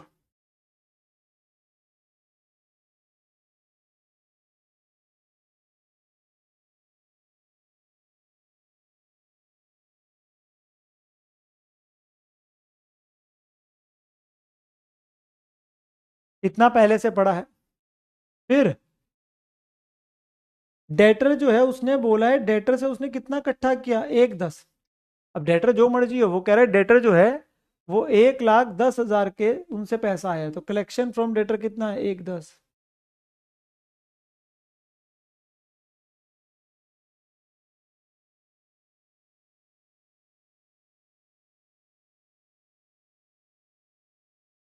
डेटर से इतना इकट्ठा हुआ।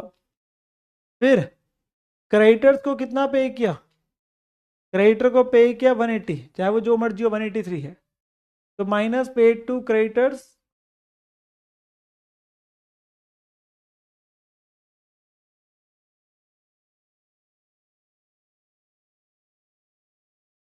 180। और फिर लास्ट है बेटा, उसने अपनी कमीशन भी ली, he is entitle receive 5% commission है कलेक्शन पे और 2.5% है पेमेंट पे, तो माइनस कमीशन।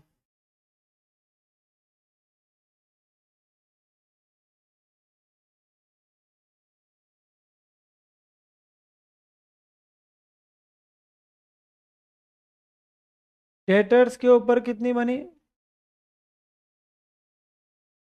जो वो कमीशन चार्ज करेगा, 1,10,000 के डेटर से पैसा इकट्ठा किया, उसके ऊपर कितनी है 5%। भाई वो काम कर रहा है कुछ तो अपने पास में कमीशन भी चार्ज करेगा, फ्री रिश्तेदार थोड़ी ना मेरा, रिश्तेदार थोड़ी ना है, ठीक है ना। और जो क्रेडिटर्स को है 180 का 2.5%,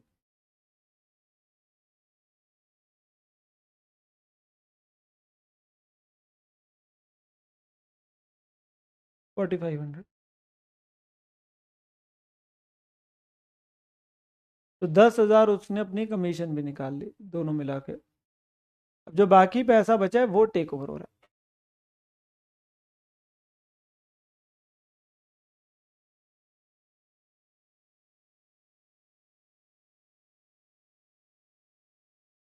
चौबीस। भाई काजल बेटा क्वेश्चन कह रहा है क्रेडिटर वाली कमीशन, भाई वो काम कर रहा है डेटर से फोन कर करके उनके घर जा जाके उनसे पैसे मंगा रहा है, और क्रेडिटर को भी कह रहा है ले जाओ ले जाओ ले जाओ पैसा ले जाओ, उनका एफर्ट डाल रहा है, वो एफर्ट डालने के पैसे ले रहे हैं ना, कमीशन चार्ज कर रहा है बेटा अपनी, वो लिख रहा है, मैं थोड़ी ना कह रहा हूँ, क्वेश्चन कह रहा है। क्वेश्चन सर्वोत्तम है, क्वेश्चन कह रहा है कमीशन देनी है तो देनी है। तो यानी कि तीनों का नेट करके 24 बना, वो 24 उठ के परचेसिंग कंपनी के पास जा रहा है, 24 उठ के परचेसिंग कंपनी के पास जा रहे हैं। मैंने कहा नहीं, क्वेश्चन ने कहा। गगनप्रीत ने बात तो बहुत बढ़िया करी, फ्री में तो रिश्तेदार भी काम नहीं करते, ऐसे रिश्तेदार मिलते कहाँ हैं। हाँ प्रीतम बेटा, उसने बोला तो डेटर से पूरे पैसे आ गए, इतने ही पैसे इकट्ठे हुए, कुछ ने नहीं दिए, क्या करे, क्रेडिटर को हमने इतने दिए, हमने थोड़ा डिस्काउंट ले लिया, भाई अल्टीमेटली हमें तो कैश की वैल्यू चाहिए, कितना कैश जा रहा है। हम भी तो कई बार वो कम करके ही तो लाते होते थे उन्हें, ठीक है ना। तो यहाँ पर मैं बैलेंस जो कैश है वो टेक ओवर कर रही है न्यू कंपनी, तो बचा हुआ कैश टेक ओवर कर रही है, जो कि कितना है 24 जा रहा है, तो यहाँ 24 आएगा।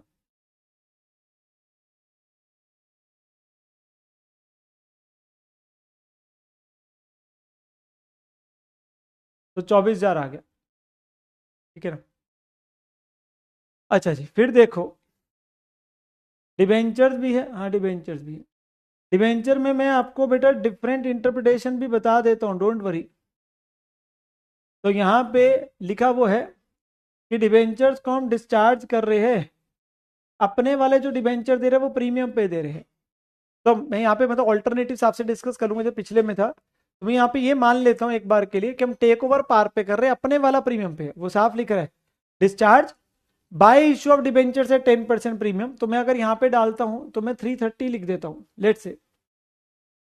मैं इसमें अभी और ऑल्टरनेटिव्स भी डिस्कस कर लूंगा, डोंट वरी। तो मैं यहाँ पे एक बार के लिए एक assumption लेके कर रहा हूँ, मैं दूसरे ऑल्टरनेटिव भी आपसे डिस्कस कर लूंगा, don't worry at all.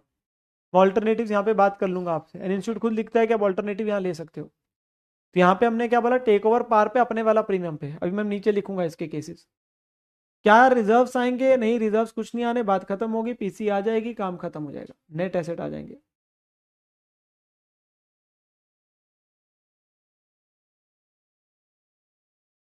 Net asset आ जाएगा बेटा 588 252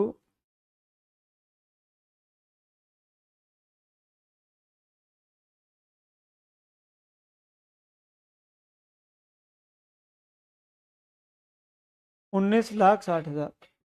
चेक कर लीजिए।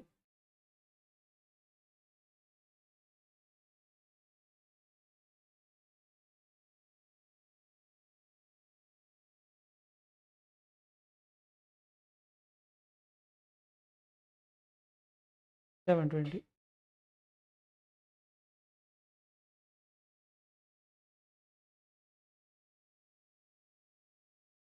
ट्रेड पेबल भवानी बेटा डाले तो है, डाले तो ट्रेड पेबल, उसके नहीं आएंगे ना दूसरे के, वो तो उसने खुद ही पे कर दी। अच्छा जी, अपना शेयर किस पे इशू कर रहे हैं सर? अपना शेयर इशू किस पे कर रहे हैं? 10 रुपए पे, नॉमिनल वैल्यू पे।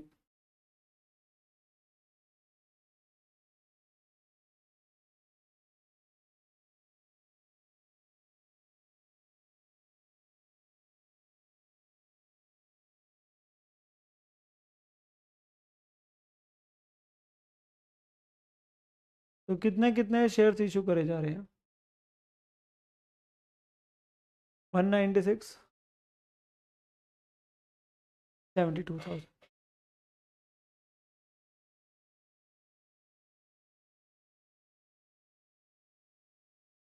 तो ये हमारी क्या आ गई, पीसी आ गई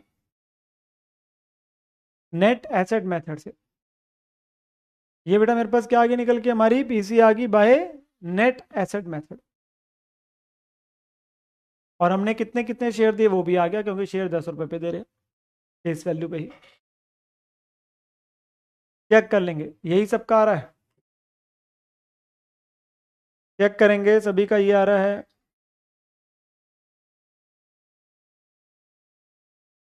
हाँ जी।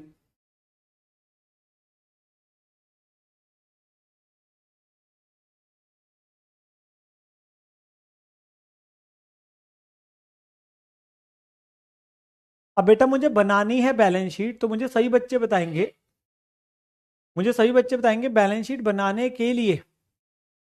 पहली एंट्री का तो अमाउंट आ गया, दूसरी एंट्री में नेचर ऑफ परचेज होगा कि नेचर ऑफ मर्जर होगा? सर वैल्यूज ही चेंज कर दी, बात खत्म होगी, नेचर ऑफ परचेज होगा। तो नेचर ऑफ परचेज होगा तो रिजर्व उठ के नहीं आएंगे। क्या एंट्री में डिफरेंस आएगा? एंट्री में डिफरेंस भी नहीं आएगा, क्योंकि नेट एसेट लगा है, यही तो उठ के आ रहे हैं, तो एंट्री में डिफरेंस आएगा ही नहीं। तो जब आप एंट्रीज डालोगे, मैं सिर्फ बताना चाहता हूं, जब आप एंट्रीज डालोगे तो एंट्रीज में बेटा,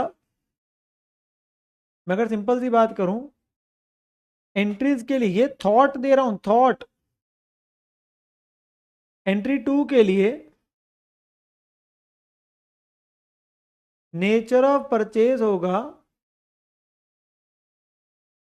तो वहां पे कोई रिजर्व्स नहीं आएंगे ओल्ड कंपनी के।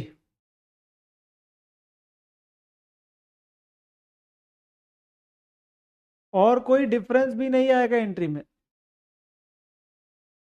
क्योंकि पीसी खुद कैसे आई थी, पीसी नेट एसेट से आई थी। पीसी नेट पेमेंट से आते तो आएगी ना, पीसी नेट पेमेंट से आती तो डिफरेंस बनता गुडविल कैपिटल, यहाँ नहीं बनेगा।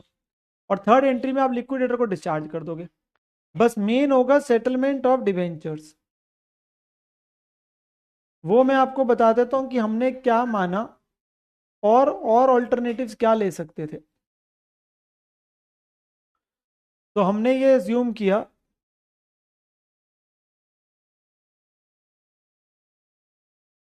दैट डिवेंचर्स ऑफ ग्रोली लिमिटेड आर रिडीम्ड या take over at par by issue of 8%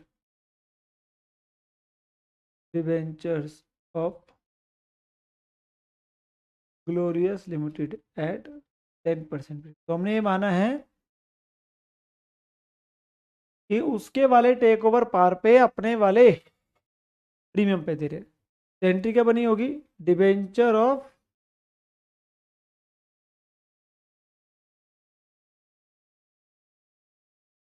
glory limited account debit which is 330 to 8% debentures to securities premium.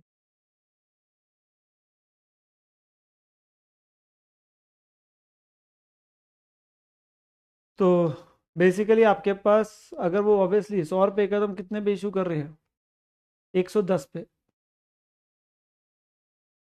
तो 3,30,000 हम 110 पे इशू कर रहे हैं, तो एक तरीके से 3,000 हो गए। तो यहाँ हो गया 3,000 इंटू 100, ये हो गया 3,000 इंटू 10, तो 3,00,000 और 30,000।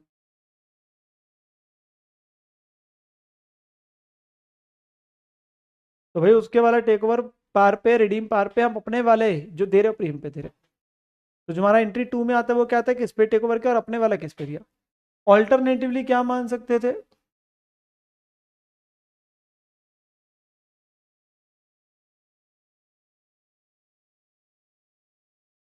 हम ये भी मान सकते थे कि रिडीम एट 10% प्रीमियम है एंड इशू ऑफ 8% जो है वो एट पार है या प्रीमियम है, जैसे मैंने पिछले में बोला था।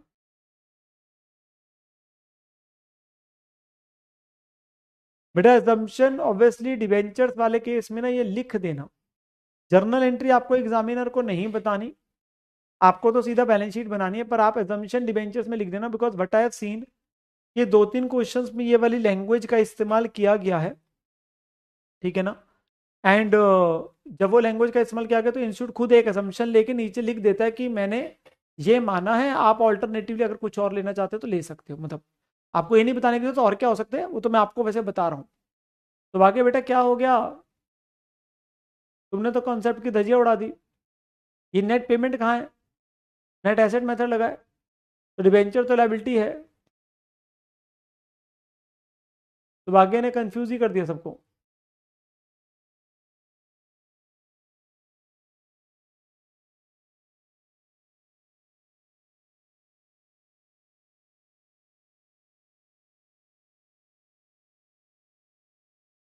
तो अगर आप बेटा रिडीम में 10% प्रीमियम करते तो टेक ओवर कितने में होता फिर,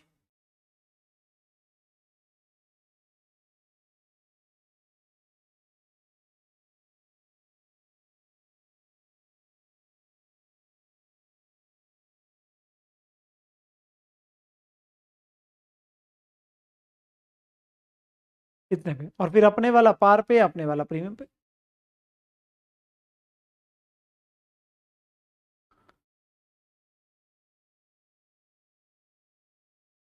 हाँ नितिन यादव बेटा कर सकते थे, पर पिछले में मैंने ये वाला पहले वाला इसलिए नहीं किया क्योंकि वहां आप फिर डेसिमल में जाते तो आप कंफ्यूज हो जाते, वो डिवाइड बाय 110 करते तो वो डेसिमल में जाता, इस वजह से वहां इसलिए जो अल्टरनेटिवली वाला लिखा है उसके 2 केसेस आपके लिए बना दिए थे।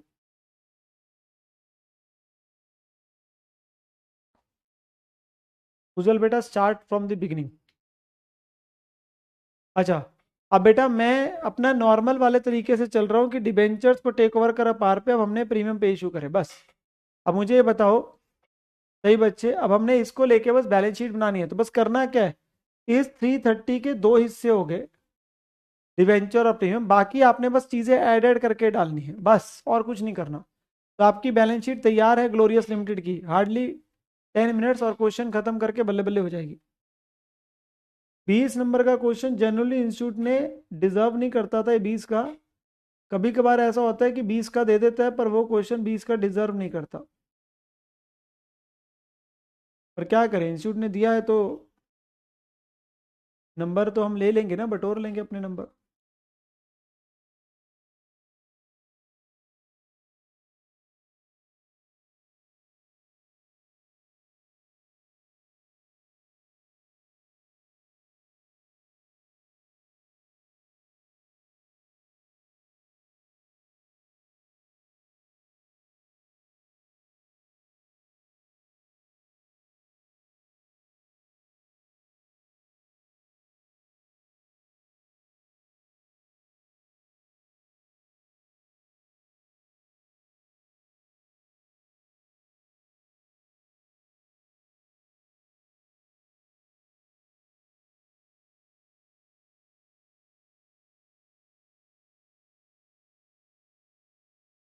बेटा स्टेटू रिजर्व इनमें है नहीं, अगर होता तो उसकी वो नोस्टल एंट्री डलती है ना आपकी दिखावे के लिए, अमेलगमेशन एडजस्टमेंट टू स्टेटू रिजर्व, वो है नहीं इन क्वेश्चन में।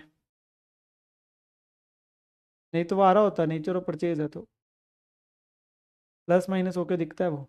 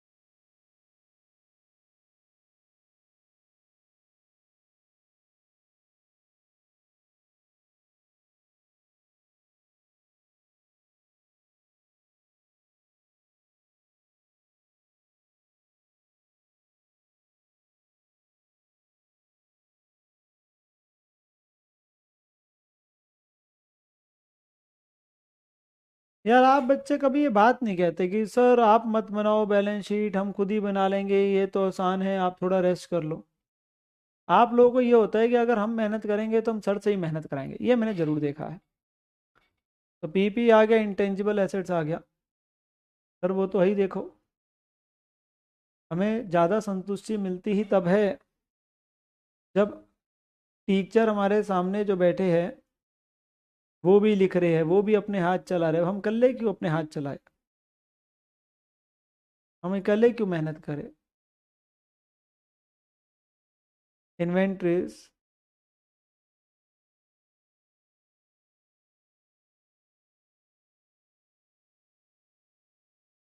ट्रेड रिसीवेबल्स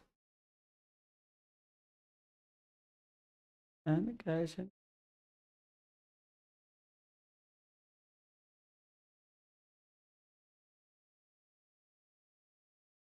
अब कुछ बच्चे फॉर्मेलिटी से कह देंगे कि सर कर लो, अब मतलब आप रहने दो, हम खुद बना लेंगे। अब तो मैंने बनाई थी बैलेंस शीट, अब कह के क्या फायदा, अब कह के क्या फायदा, अब तो मैंने बनाई थी बैलेंस शीट, नोट्स ही रह गए वो भी बना ही देता हूँ।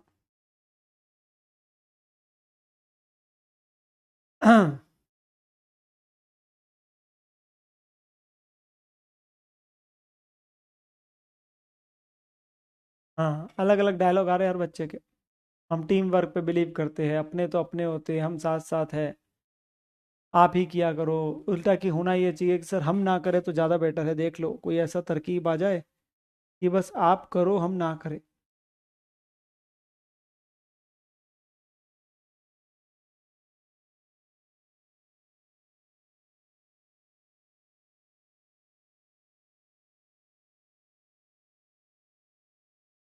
तो शेयर कैपिटल 1,96,000 प्लस 72,000, 2,68,000 शेयर्स दिए जा रहे हैं। चलो बैलेंस शीट पे ध्यान देंगे मेरे साथ, दोनों कंपनीज को मिला के of 10 each.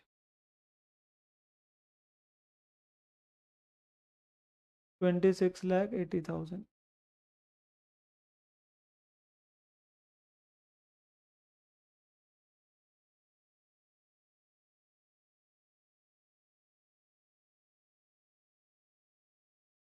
All the above shares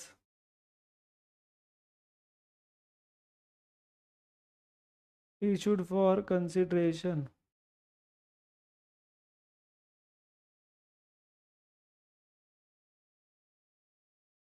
other than cash.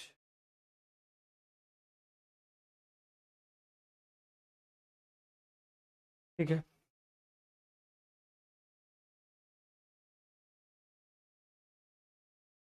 Reserve and surplus में क्या है? सिक्योरिटी प्रीमियम है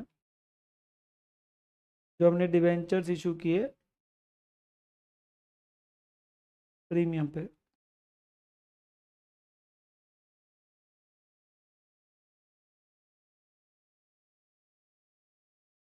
लॉन्ग टर्म बोरिंग, इसमें हम कितने परसेंट वाले थे बेटा? 8% वाले डिबेंचर्स थे, 3 लाख के, जो हमने एंट्री डाली थी. आपको तो बैलेंस शीट बनाने पर वो एंट्री आपने थॉट दी तभी तो आप कर पाएंगे ना.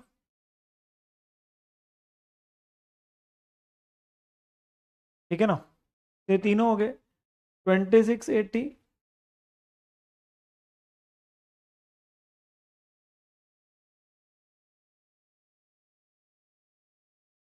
30,000,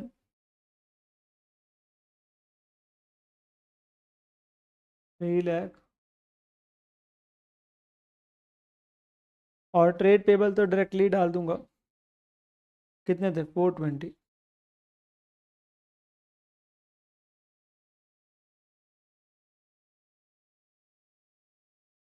तो टोटल मैं कर देता हूँ, ये भी मैं ही कर देता हूँ, 3430.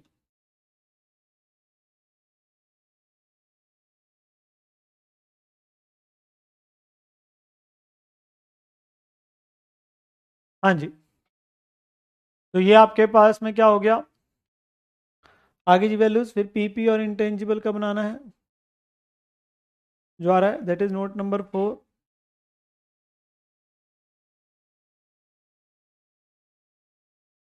पीपी में क्या क्या था सर? फ्री होल्ड प्रॉपर्टी है, प्लांट मशीनरी है,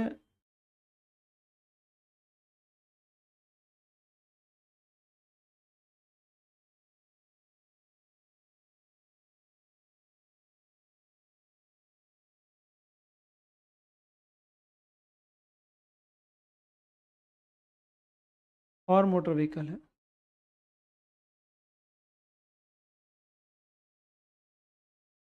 ऐड कर करके डालनी थी वैल्यूज. फ्री होल्ड प्रॉपर्टी तो कितनी कितनी थी? 588 प्लस 336, 924. इसमें कोई चेंज नहीं था. प्लांट और मशीनरी में चेंज था, वो हमने वैल्यू लगाई थी 252 इसकी, और दूसरे की 84,000 थी, 336.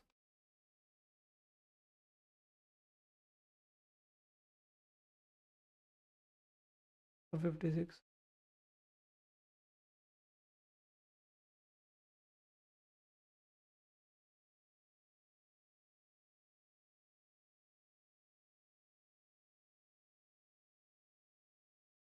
13,16,000.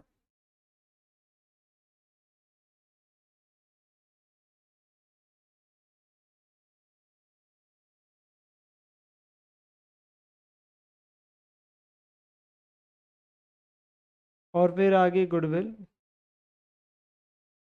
गुडविल कितनी थी? 448, 168, 616. बाकी तो डायरेक्टली डल जाएंगे. हाँ, ब्रैकेट में जरूर दिखाओ वंश बेटा, अमाउंट दिखाओ.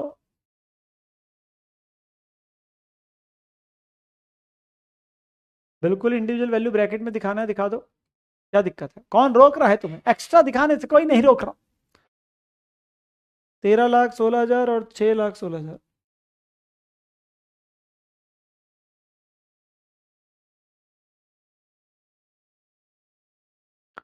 Inventory 336 plus 438, 774.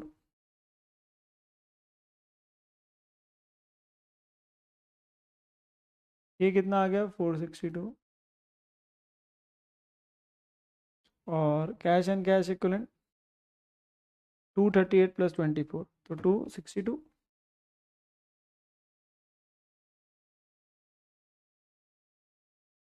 ओहो हो, ओहो हो, चेक तो कर लूं पहले, मैं पहले ही ओहो हो कर रहा हूँ। ओ my God, O my God, और जी बैलेंस शीट टैली हो गई रे, बल्ले बल्ले हो गई रे, बल्ले बल्ले हो गई, बल्ले बल्ले हो गई रे, बल्ले बल्ले हो गई। अजय मजा ही आ गवा।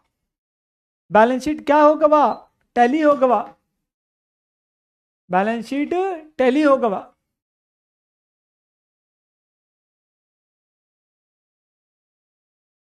तो सभी बच्चे चेक करेंगे, ओह सॉरी, सभी बच्चे बल्ले बल्ले करेंगे, ओह। तो बैलेंस शीट जो है वो आपकी टैली हो जाती है। अरे, ये क्या था? नहीं नहीं, बैलेंस शीट टैली हो जाती है, वो गलती से मुंह से निकल गया। तो बैलेंस शीट आपकी टैली हो जाती है, टैली टैली। हाँ, टैली टैली बोला है मैंने। तो बैलेंस शीट चेक कर लेंगे, टैली हो जाएगी। 3430 आएगा। क्वेश्चन बड़ा आसान सा था, कहने को ही था 20 नंबर का।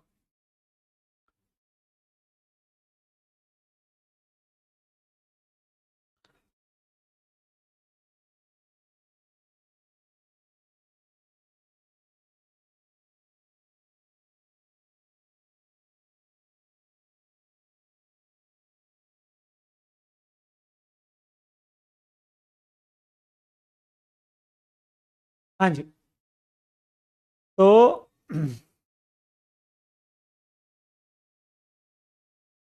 अभी मेरे साथ में, क्या मुंह से निकल गया और तुम लोग पीछे ही पड़ गए यार, ऐसे थोड़ी ना होता है। हाँ प्रियांशु बेटा, ऐसे ही होता है। चलो भाई, अभी जरा मेरी बात सुनते चलो सही बच्चे। मैंने आपके साथ जो होमवर्क क्वेश्चंस है, आ, उनके एक बार मैंने डिस्कशन करनी है। मेरे मेरे को बताओ सही बच्चे, क्या हमारे 11 तक सारे क्वेश्चन हो गए? हाँ भाई, सारे क्वेश्चन हो गए। बेटा ऑल्टरनेटिव सिर्फ इतनी सी बात है, हमने ये बोला है कि डिबेंचर साफ हमने माना है कि पुरानी कंपनी के तो पार पे ही आ रहे, क्योंकि वो साफ लिखी ऐसे रहा था कि डिबेंचर डिस्चार्ज कर रहे हैं, अपने वाले दे रहे प्रीमियम पे, तो हमने यही माने अपने वाले ही प्रीमियम पे, उसके वाले पार पे टेक ओवर करे, तो पार पे ही आ रहे, तो टेक ओवर पार पे 330 पे अपने वाले प्रीमियम पे है, दो में बढ़ गए। आप ये भी मान सकते थे कहने को कि उनके वाले हम प्रीमियम पे टेक ओवर कर रहे हैं और फिर अपने वाले पारिया प्रीमियम पे, तो वो टेक ओवर पे आ गया, जिसके हमने अलग अलग ऑल्टरनेटिव केसेस किए थे, ठीक है ना। 11 तक बेटा हमारे शायद सारे हो चुके हैं। अभी सभी बच्चे क्या करेंगे, समय को व्यर्थ नहीं करना जीवन में, हमेशा ये मानो समय बड़ा कीमती होता है। वैसे हमारा अभी पूरा कॉन्सेप्ट, अभी तो पता नहीं कितने लेक्चर इस चैप्टर में बचे हैं, बहुत आपके पास लेक्चर अभी तो बचे हैं इस चैप्टर में, हमने बहुत चीज़ें सीखनी है, कल हमने नया टॉपिक करना है।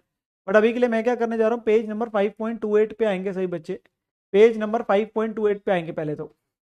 यहाँ पे कुछ ना ये थ्योरेटिकल क्वेश्चंस है। कौन से क्वेश्चन बेटा? थ्योरी वाले क्वेश्चन है। कौन से? थ्योरेटिकल क्वेश्चन है, जनरल। मैंने एक बार फटाफट से पढ़वा देता हूँ, जो मतलब एग्जाम में आए हुए स्टडी मैटर बड़े आसान से है।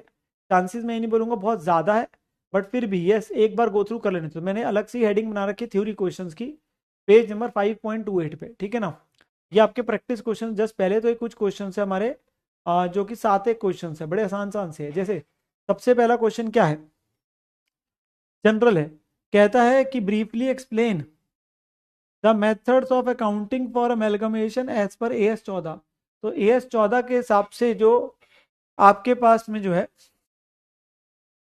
आ, वो हमें बताइए कौन कौन से मेथड्स ऑफ अकाउंटिंग है। तो बेटा हमारे पास दो मेथड्स ऑफ अकाउंटिंग की बात आ जाती है ना, एक नेचर ऑफ मर्जर है जिसे पूलिंग ऑफ इंटरेस्ट मेथड बोलते हैं, एक नेचर ऑफ परचेज है, तो परचेज मेथड आ गया। तो वो हमारे पास दो मेन मेथड की बात करनी है, कि पूलिंग ऑफ इंटरेस्ट मतलब नेचर ऑफ मर्जर, और वो कब लगेगा, अगर वो सारे एसेट बुक वैल्यू पे हो रहे वो, वरना नेचर ऑफ परचेज है। अगर एक भी कंडीशन क्या हो गई, वायलेट होगी, एक भी कंडीशन वायलेट होगी, ठीक है ना। तो इस मेथड में एसेट लायबिलिटीज रिजर्व सब उठ के आते हैं ट्रांसफरी कंपनी के वाला eight their existing carrying amount. तो जिस वैल्यू पे दिख रहे हैं उसी वैल्यू पे आपके पास ट्रांसफर होके हम लोग लेके आते हैं।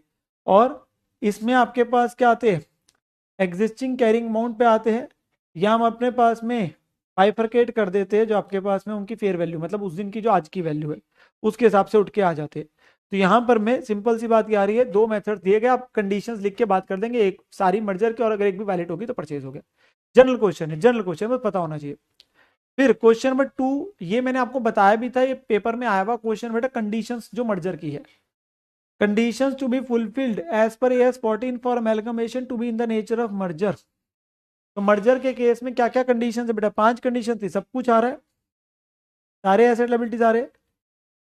फिर हमारे पास में सारी चीजें किस पे आ रही है, बुक वैल्यू पे ही आ रही है, कोई उसमें एडजस्टमेंट नहीं कर रहे हम लोग। थर्ड क्या था, इक्विटी वालों को इक्विटी शेयर्स ही दे रहे, जो इक्विटी शेयर्स उनको दिए जा रहे। Discharge by transferring company by issue of equity shares, fractional के लिए कैश हो सकते हैं। सेम बिजनेस है, बिजनेस जो ट्रांसफर का वही कैरी ऑन करेगी ट्रांसफरिंग कंपनी। और पांचवा क्या था, पुरानी कंपनी के कम से कम 90% जो शेयर होल्डर्स है वो नई कंपनी में भी शेयर होल्डर बन रहे हैं। पुरानी कंपनी के 90% शेयर होल्डर नई कंपनी में भी शेयर होल्डर बन रहे हैं। तो ये 5 कंडीशंस थी, हमने पता नहीं कितनी बार पढ़ चुके, कितनी बार याद कर चुके। तो 5 नंबर का क्वेश्चन बन के आ सकता है, देख सकते हो 5 कंडीशन का, ठीक है। तीसरा क्वेश्चन डिफरेंट है, ये मैं आपको बोलूंगा कि ये आप लोगों ने जरूर अपने पास बाद में पढ़ना है, मतलब ये नया आ गया हमारे लिए। Which is about the disclosure requirement, जो स्टैंडर्ड हमें बताता है डिस्क्लोजर रिक्वायरमेंट्स के बारे में, कि भाई अगर आपने इस साल में कोई अमेलगमेशन करी है, चाहे मर्जर है चाहे परचेज है, तो आपको अपनी बैलेंस शीट जब बनाओगे तो उसमें क्या क्या चीजों का डिस्क्लोजर देना है। तो वो आपका एक क्वेश्चन आ रहा है बेटा, डिस्क्लोजर रिक्वायरमेंट जो है वो अमेलगमेशन की बतानी है, इंक्लूडिंग एडिशनल डिस्क्लोजर अगर है, या फिर इसे बोल देते हैं क्या डिस्क्लोजर दी जाती है पहली फाइनेंशियल स्टेटमेंट्स में। तो हमें डिस्क्लोजर क्या क्या देने हैं। तो बेटा सबसे पहले ये प्रॉपर थ्योरी क्वेश्चन है, ध्यान सुनते हो। तो ये जनरल है, वन टाइम रीड करने वाली बात है। तो वो कहते हैं हमारे क्या क्या डिस्क्लोजर रिक्वायरमेंट्स है जी। तो इसमें सबसे पहले कहता है जितनी भी अमेलगमेशन हुई है, चाहे वो मर्जर है चाहे वो परचेज है, ये डिस्क्लोजर्स आपके दिए जाएंगे फर्स्ट फाइनेंशियल स्टेटमेंट में। मतलब जिस साल आपने अमेलगमेशन हुआ है, चाहे मर्जर है परचेज है जो भी है, आपका उस पहले साल में क्या क्या डिस्क्लोजर दिए जाएंगे। आपको ये बताना है name and the general nature of the business of the amalgamating companies. आपने उस कंपनी का नाम बताना है, किसको आपने टेक ओवर किया, कौन कौन सी आपकी इकट्ठे हो रही है, वो कंपनियां क्या बिजनेस करती थी, ठीक है, जनरल नेचर। फिर इफेक्टिव डेट ऑफ अमेलगमेशन कौन सी थी, आपने तारीख कौन सी थी, किस दिन टेक ओवर किया था। मेथड ऑफ अकाउंटिंग आपने कौन सा यूज किया, नेचर ऑफ मर्जर की नेचर ऑफ परचेज, और पर्टिकुलर्स क्या थे। तो बाकी स्कीम की क्या क्या आपकी कंडीशन थी, क्या पीसी वगैरह कैसे दे रहे हो, क्या चीज है सारी, तो ये जनरल बात है। फिर वो कहता है अगर पूलिंग ऑफ इंटरेस्ट मेथड है, मतलब नेचर ऑफ मर्जर है, तो कुछ एडिशनल डिस्क्लोजर्स भी देने हैं, ठीक है ना। वो ये कहता है कि अगर पूलिंग ऑफ इंटरेस्ट मेथड है तो कुछ एक्स्ट्रा बातें भी बतानी है। बेटा मेरा सिर्फ इम्पल्स आप लोगों से गुजारिश है, जो बता रहा हूं उसे सुन लीजिए एक बार के लिए। एक बार ये खत्म हो जाएगा तो उसके बाद में आप लोगों के जो जनरल अननेसेसरी के डाउट आ रहे हैं, कुछ कुछ होमवर्क के क्वेश्चंस क्या जो भी है, वो मैं आप लोगों के टेकअप कर लूंगा। प्लीज हम्बल रिक्वेस्ट, जो पढ़ा रहा हूँ उस पर ध्यान दो, फिर बाद में क्या होगा, बोलोगे सर ये थ्योरी क्वेश्चन भी समझ नहीं आए, ठीक है ना। तो क्या क्या बेसिक बातें बतानी है, नाम क्या है, नेचर ऑफ बिजनेस क्या था, डेट कौन सी थी, कौन सा मेथड ऑफ अकाउंटिंग यूज किया, बाकी जो आपकी पर्टिकुलर स्कीम के। अगर पूलिंग ऑफ इंटरेस्ट मेथड तो क्या क्या एक्स्ट्रा चीज बतानी है, description and the number of shares issued, आपने कितने नंबर ऑफ शेयर्स दिए, कौन कौन से शेयर दिए। तो आप जब पीसी डिस्चार्ज करोगे तो आपने इक्विटी शेयर दिए, प्रेफरेंस शेयर दिए, कितने कितने दिए, कौन कौन से दिए, ठीक है। और अमाउंट ऑफ एनी डिफरेंस जो आया था कंसिडरेशन में, वैल्यू ऑफ नेट एसेट्स और उसकी ट्रीटमेंट। तो डिफरेंस जो एंट्री 2 का होता है, बेसिकली वो पूछ रहे हैं एंट्री 2 का डिफरेंस एंड उसकी ट्रीटमेंट। मतलब आपने जो वो डिफरेंस निकालने का तरीका होता है share capital versus PC merger में, तो वो आपका डिफरेंस कितना था और उसको आपने कैसे एडजस्ट किया, मतलब जर्नलिज्म पीएनएल वगैरह से। तो आपको दो चीजें बतानी है, पीसी की बाइफरकेशन बताई, कौन कौन से शेयर कितने कितने शेयर, और डिफरेंस कितना आया एंट्री 2 में, उसकी क्या ट्रीटमेंट करी। इसी प्रकार से अगर परचेज मेथड है तो कौन कौन से एडिशनल डिस्क्लोजर देने हैं परचेज मेथड में। तो कहता है कंसिडरेशन क्या थी और डिस्क्रिप्शन ऑफ द कंसिडरेशन, वही टोटल कंसिडरेशन कितनी है, 5 लाख 10 लाख 20 लाख, और उसके बदले क्या दे रहे हो, उसके बदले क्या दे रहे हो। फिर आपका डिफरेंस कितना आया between the consideration and the value of net assets, तो बेसिकली वही गुडविल आया कि कैपिटल जब आया, तो आपके पास में, और अमोर्टाइजेशन ऑफ एनी गुडविल। तो बेटा यहां पर एक छोटी सी अब मैं आपको बात बताने जा रहा हूं जो आपको अपने एमसीक्यू के लिए याद रखनी है, क्वेश्चंस में लागू नहीं होती। बेटा हमारा एएस नंबर 14 बोलता है जो नेचर ऑफ परचेज में आपकी डिफरेंस आता है ना गुडविल,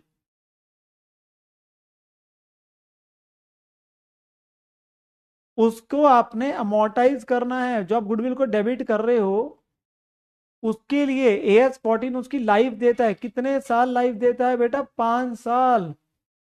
ये मैं कह रहा हूं कि एएस 14 कह रहा है, एएस 14 कह रहा है कि जो गुडविल आपकी निकल के आती है नेचर ऑफ परचेज में, उसे कितने सालों में अमोर्टाइज करना है? 5 सालों में। ये जब नॉर्मल किसी फिक्स एसेट को डेप्रिशिएट करते हो तो हम इनटेंजिबल में क्या वर्ड यूज करते हैं? अमोर्टाइज। वैसे इंटेंजिबल को लेके अलग से एएस भी है, वो अलग से कुछ बातें बताएगा एएस 26 जब हम एएस करेंगे। पर एएस 14 कहता है कि जो गुडविल आ रही है नेचर ऑफ परचेज में जिसे आप डेबिट करो उसे कितने सालों में अमोर्टाइज करना है? 5 सालों में। तो आपको वो अपने पास में पीरियड ऑफ अमोर्टाइजेशन बता देना है। तो बेटा देखो कुछ कॉमन बातें और कुछ जो एडिशनल थी वो क्या थी? पीसी क्या है, कैसे डिस्चार्ज हो रही है, और डिफरेंस कितना आया। ऑब्वियसली दोनों में डिफरेंस की ट्रीटमेंट अलग अलग ना। एक जगह क्या है रिजर्व से एडजस्ट करते हो, एक जगह क्या आता है गुडविल कैपिटल जब आता है। जिसमें आपको यह ध्यान रखना है कि गुडविल की जो लाइफ दी गई है एएस 14 में, जब भी मैं पूछूंगा एएस 14 में गुडविल को कितने सालों में अमोर्टाइज करने को कहा है तो क्या बोलेंगे हमेशा? 5 साल। एमसीक्यू में आ सकता है, ठीक है, ये लिख के रख लेना अपने पास, इंपॉर्टेंट बात है, ध्यान रखने वाली बात है। अगला क्वेश्चन जनरल है, मतलब ये मैं सोचूंगा अभी नहीं कि अल्टीमेटली जो इसमें क्या एग्जांपल दूं, गुडविल को 5 साल में अमोर्टाइज करना है। आपने इतने क्वेश्चन करे, डिफरेंस करे, जो डिफरेंस आता है गुडविल डेबिट उसे 5 सालों में बाइफरकेट करना है, तो एंट्री क्या करते हो? Amortization account debit to goodwill account, और वो पीएल में चला जाएगा। भाई 100 रुपए की गुडविल है, 20-20 करके अमोर्टाइज करना बेटा, जैसे मशीनरी को डेप्रिशिएट करते हो महेश बेटा, वैसे गुडविल को अमोर्टाइज करोगे। इसमें एग्जाम्पल क्या दूं? 5 साल लाइफ है, 5 साल लाइफ है। डेप्शन की एंट्री क्या होती है? Depreciation account debit to PP. Amortization की एंट्री क्या होती है? Amortization account debit to goodwill. Balance sheet में कहाँ दिखता है? पीएल में कहाँ दिखता है? डेप्शन अमोर्टाइजेशन में। बैलेंस शीट में वैल्यू कम होकर दिख जाएगी। वो आपके क्वेश्चन में क्यों नहीं लागू होता? क्योंकि आप उसी दिन की बैलेंस शीट बनाते हो जिस दिन टेक ओवर किया। 1 साल बाद की बनाओगे तो वो अमोर्टाइज हो जाएगा ना। आप तो उसी दिन की बता रहे हो जिस दिन टेक ओवर हुआ। अब 1 साल बाद बनाओगे तो वो 5 सालों में करना है, तो 1/5 कर दोगे ना अमोर्टाइज। अच्छा जी, अगला क्वेश्चन नंबर 4 है, कह रहा है ए लिमिटेड अमेलगमेट हो रहा है बी के साथ में। वो अनडिसाइडेड है on the method of the accounting to be followed, वो पता नहीं कर पा रहे कौन सा मेथड फॉलो करे। कह रहा है मैनेजमेंट ऑफ बी लिमिटेड को बताइए मेथड ऑफ अकाउंटिंग। तो बेटा इसमें सिंपल सी बात है, इसमें कुछ ज्यादा नहीं है, जनरल क्वेश्चन है। दो मेथड्स है, एक नेचर ऑफ मर्जर है, एक नेचर ऑफ परचेज है। सिंपल सी बात है, अगर मर्जर की कंडीशन पूरी हो रही है, अगर मर्जर की कंडीशन पूरी हो रही है तो मर्जर लगा दो, मर्जर की कंडीशन पूरी नहीं हो रही तो परचेज लगा दो, सिंपल। तो अगर वो मेथड फॉलो नहीं कर पा रहे तो आपने ये देखना है मर्जर की ये 5 कंडीशंस है, अगर ये पांचों फुलफिल हो रही है तो मर्जर, नहीं पूरी हो रही तो परचेज। बस इतनी सी बात मेंशन करनी है यहाँ पे, तो दोनों मेथड्स ही बताना है, ठीक है ना, और कुछ नहीं बताना। तो मर्जर की लिख दो 5 कंडीशंस,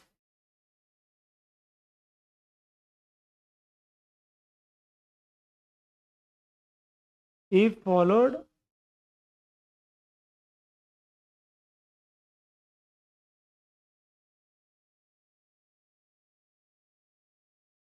तो मर्जर हो गया, और नहीं हो रहा तो परचेज हो जाएगा।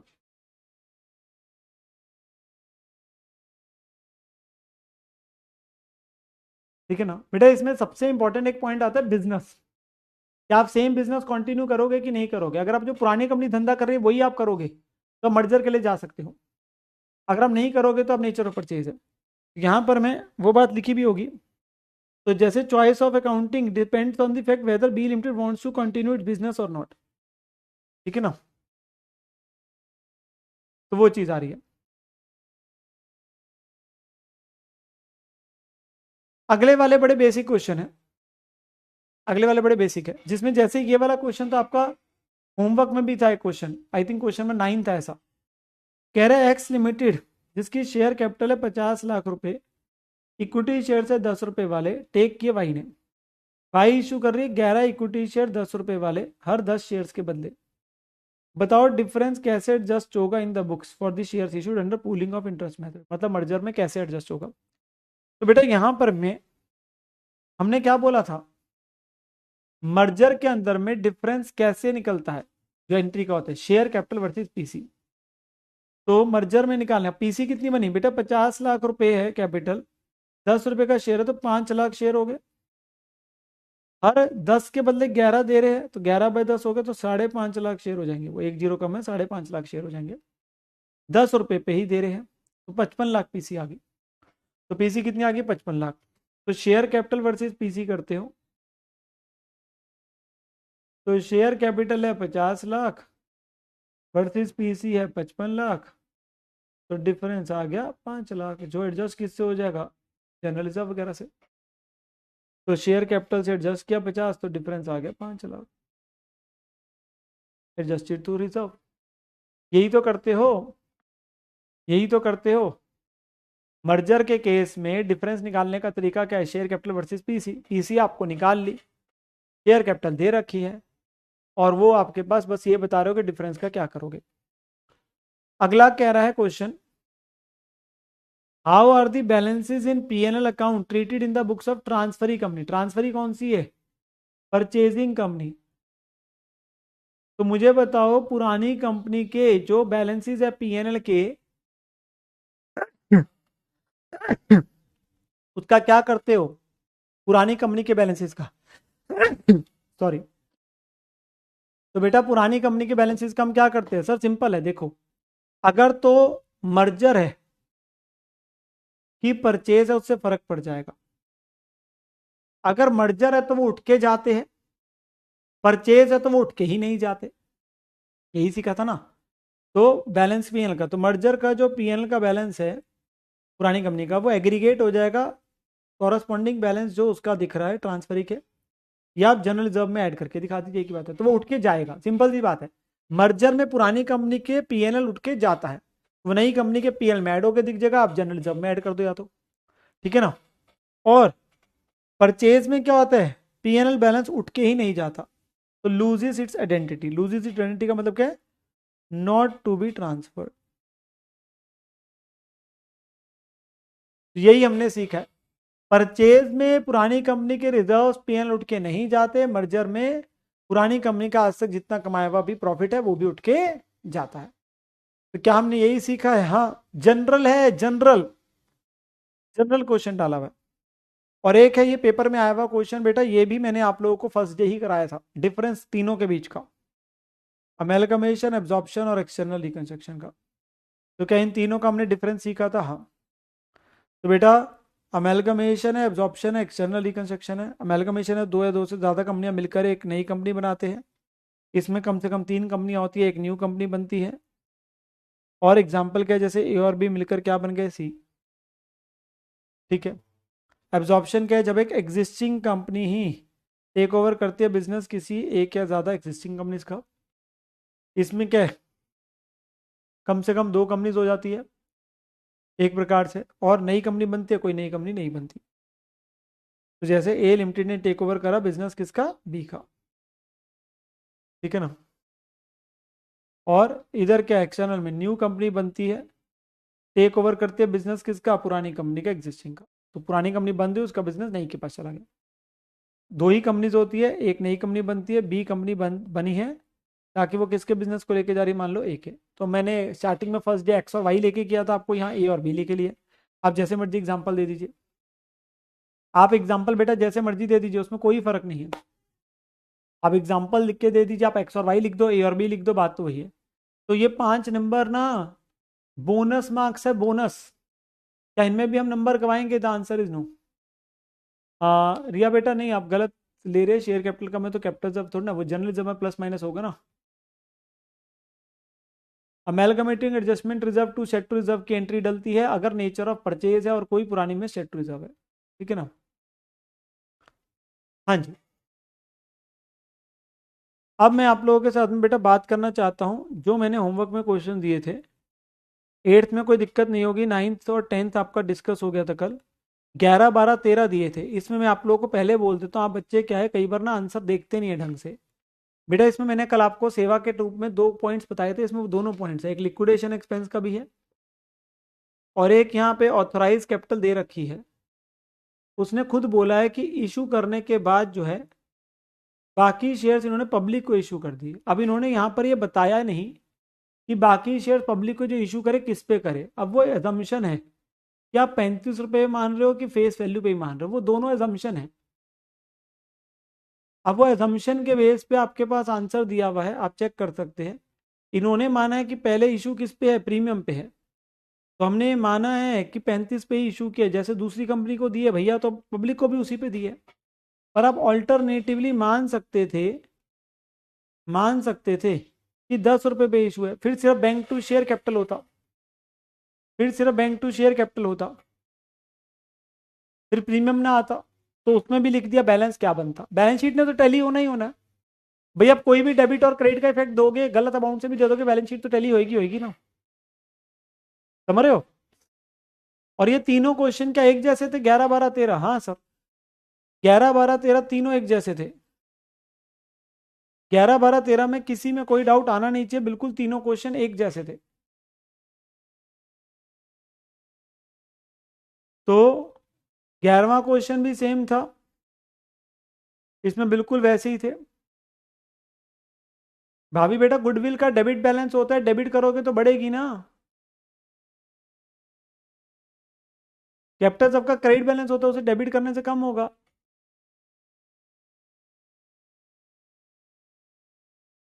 ट्रेड रिसीवेबल का अमाउंट, ट्रेड रिसीवेबल बेटा 300 प्लस 350 है,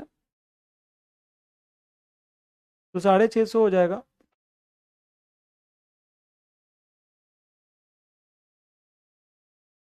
650 ही आ रहा है।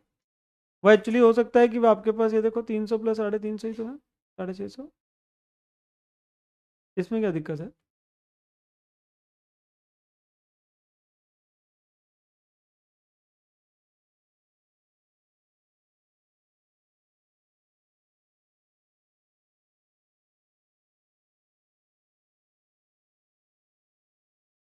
और ये ट्रेड पेबल है 420 प्लस 190, ट्रेड पेबल है 420 प्लस 190।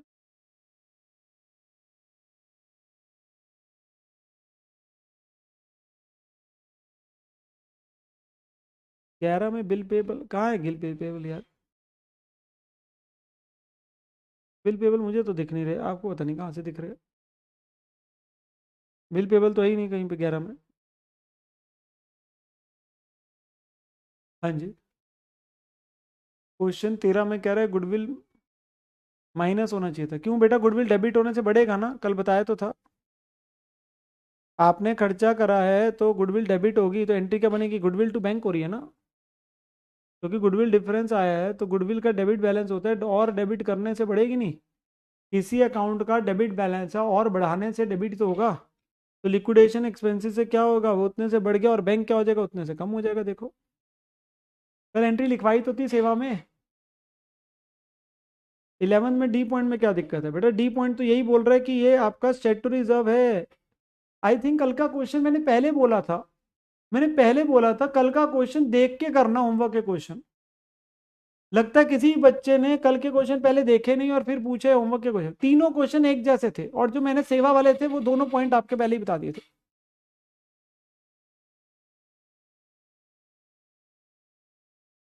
तो 11th में भी वही था, 12th में बिल्कुल डिट्टो वही था, 13th में एक्स्ट्रा था, सेवा वाले पॉइंट आ गए थे। 13th में इक्विटी शेयर का प्रीमियम अमाउंट में क्या दिक्कत है बेटा, लो अभी देखो। आपको तभी मैंने बाइफर्केशन का कंप्यूटेशन सिखाई थी, तभी बाइफर्केशन की कंप्यूटेशन सिखाई थी।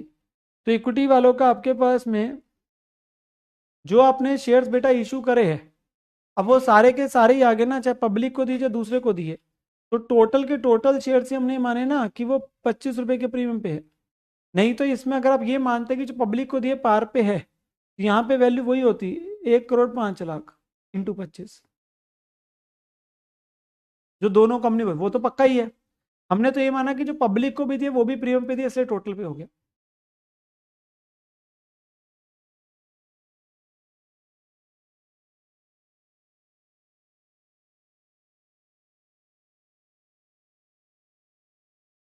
थर्टीन में बच्चा कह रहा है सर क्रेडिटर बता दो। 13 में क्रेडिटर कितने हैं? 630 प्लस 285 है, तो यही होंगे। 630 प्लस 285 915 ही तो है। इसमें क्या फ़र्क है? रेफरेंस में 60 कहाँ से आया? क्योंकि बेटा जो शेयर है वो 100 वाला 160 पे इशू हो रहा है ना यार। 100 वाला शेयर 160 पे इशू करूंगा तो 60 का प्रीमियम ही तो बना। तो आगे बेटा मैं आईसीआईसीआई से पूछ के बताता हूँ आप। 12th में डिबेंचर डेसिमल में आ रहे तो क्यों घबरा गए? हमारे कल के क्वेश्चन में भी तो डेसिमल में आए थे भाई, हमारे कल के क्वेश्चन में भी तो डेसिमल में ही थे। वो 4.17 3.33, तो क्या हो गया? दो डेसिमल तक दिखा दो।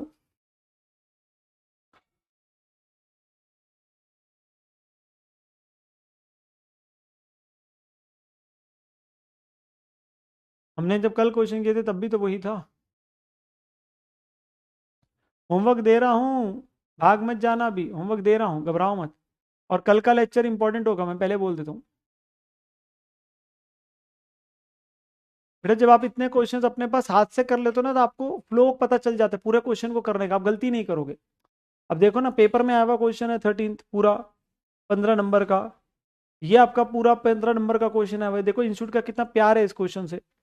और ये वाला स्टडी मैट में क्वेश्चन 14 में इंटर 14 अभी दिया नहीं, वो कल डिस्कस कर लूंगा। इंटर इनका करते क्या, डेटर और क्रेडिटर में से कमी करते हो और क्या करना है भाभी? जब बैलेंस शीट बनाओगे तो 43,350 कम करना है, डेटर से भी और क्रेडिटर से भी। तो बेटा आज जो क्वेश्चन करने हैं 14 करना है, 15 करना है, और 7th भी पेंडिंग पड़ा है अभी तो। 7th भी पेंडिंग पड़ा है। 7 14 15, ताकि 15 तक सारे हो जाए।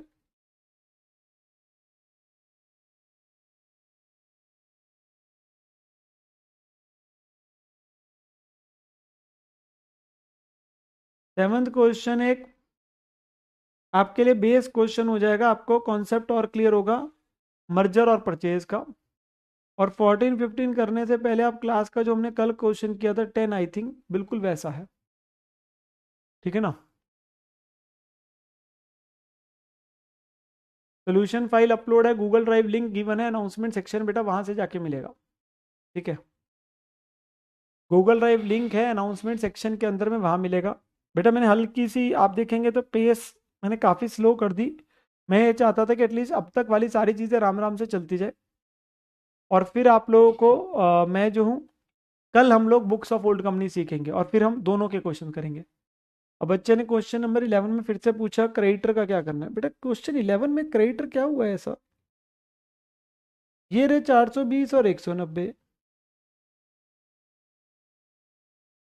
420 और 190 ही तो है, 610 इसमें क्या हो गया? 420 190 ही तो है।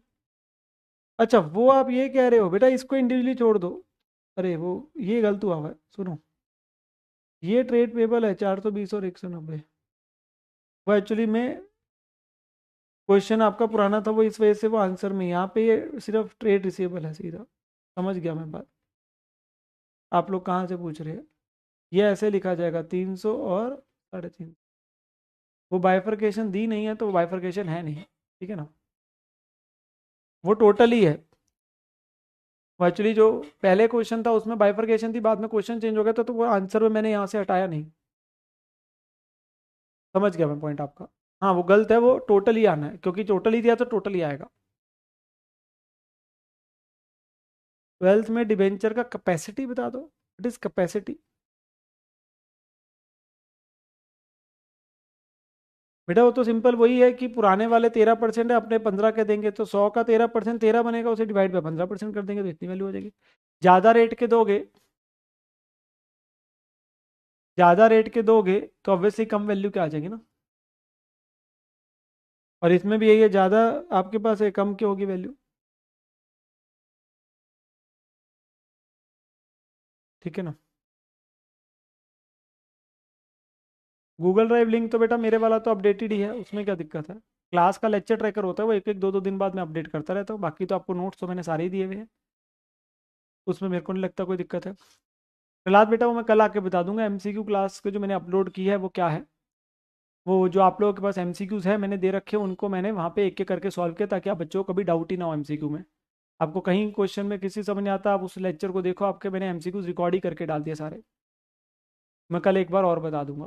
ठीक है, चलो आज के सेशन को यहीं खत्म करता हूँ। मेक श्योर आप ये करके आना बेटा, ठीक है ना। एमसीक्यू वीडियो लेक्चर वाला वो मैं आपको बताऊंगा कब करना है। वो हमेशा लेक्चर जब जिन चैप्टर खत्म होता है उसके बाद करना होता है।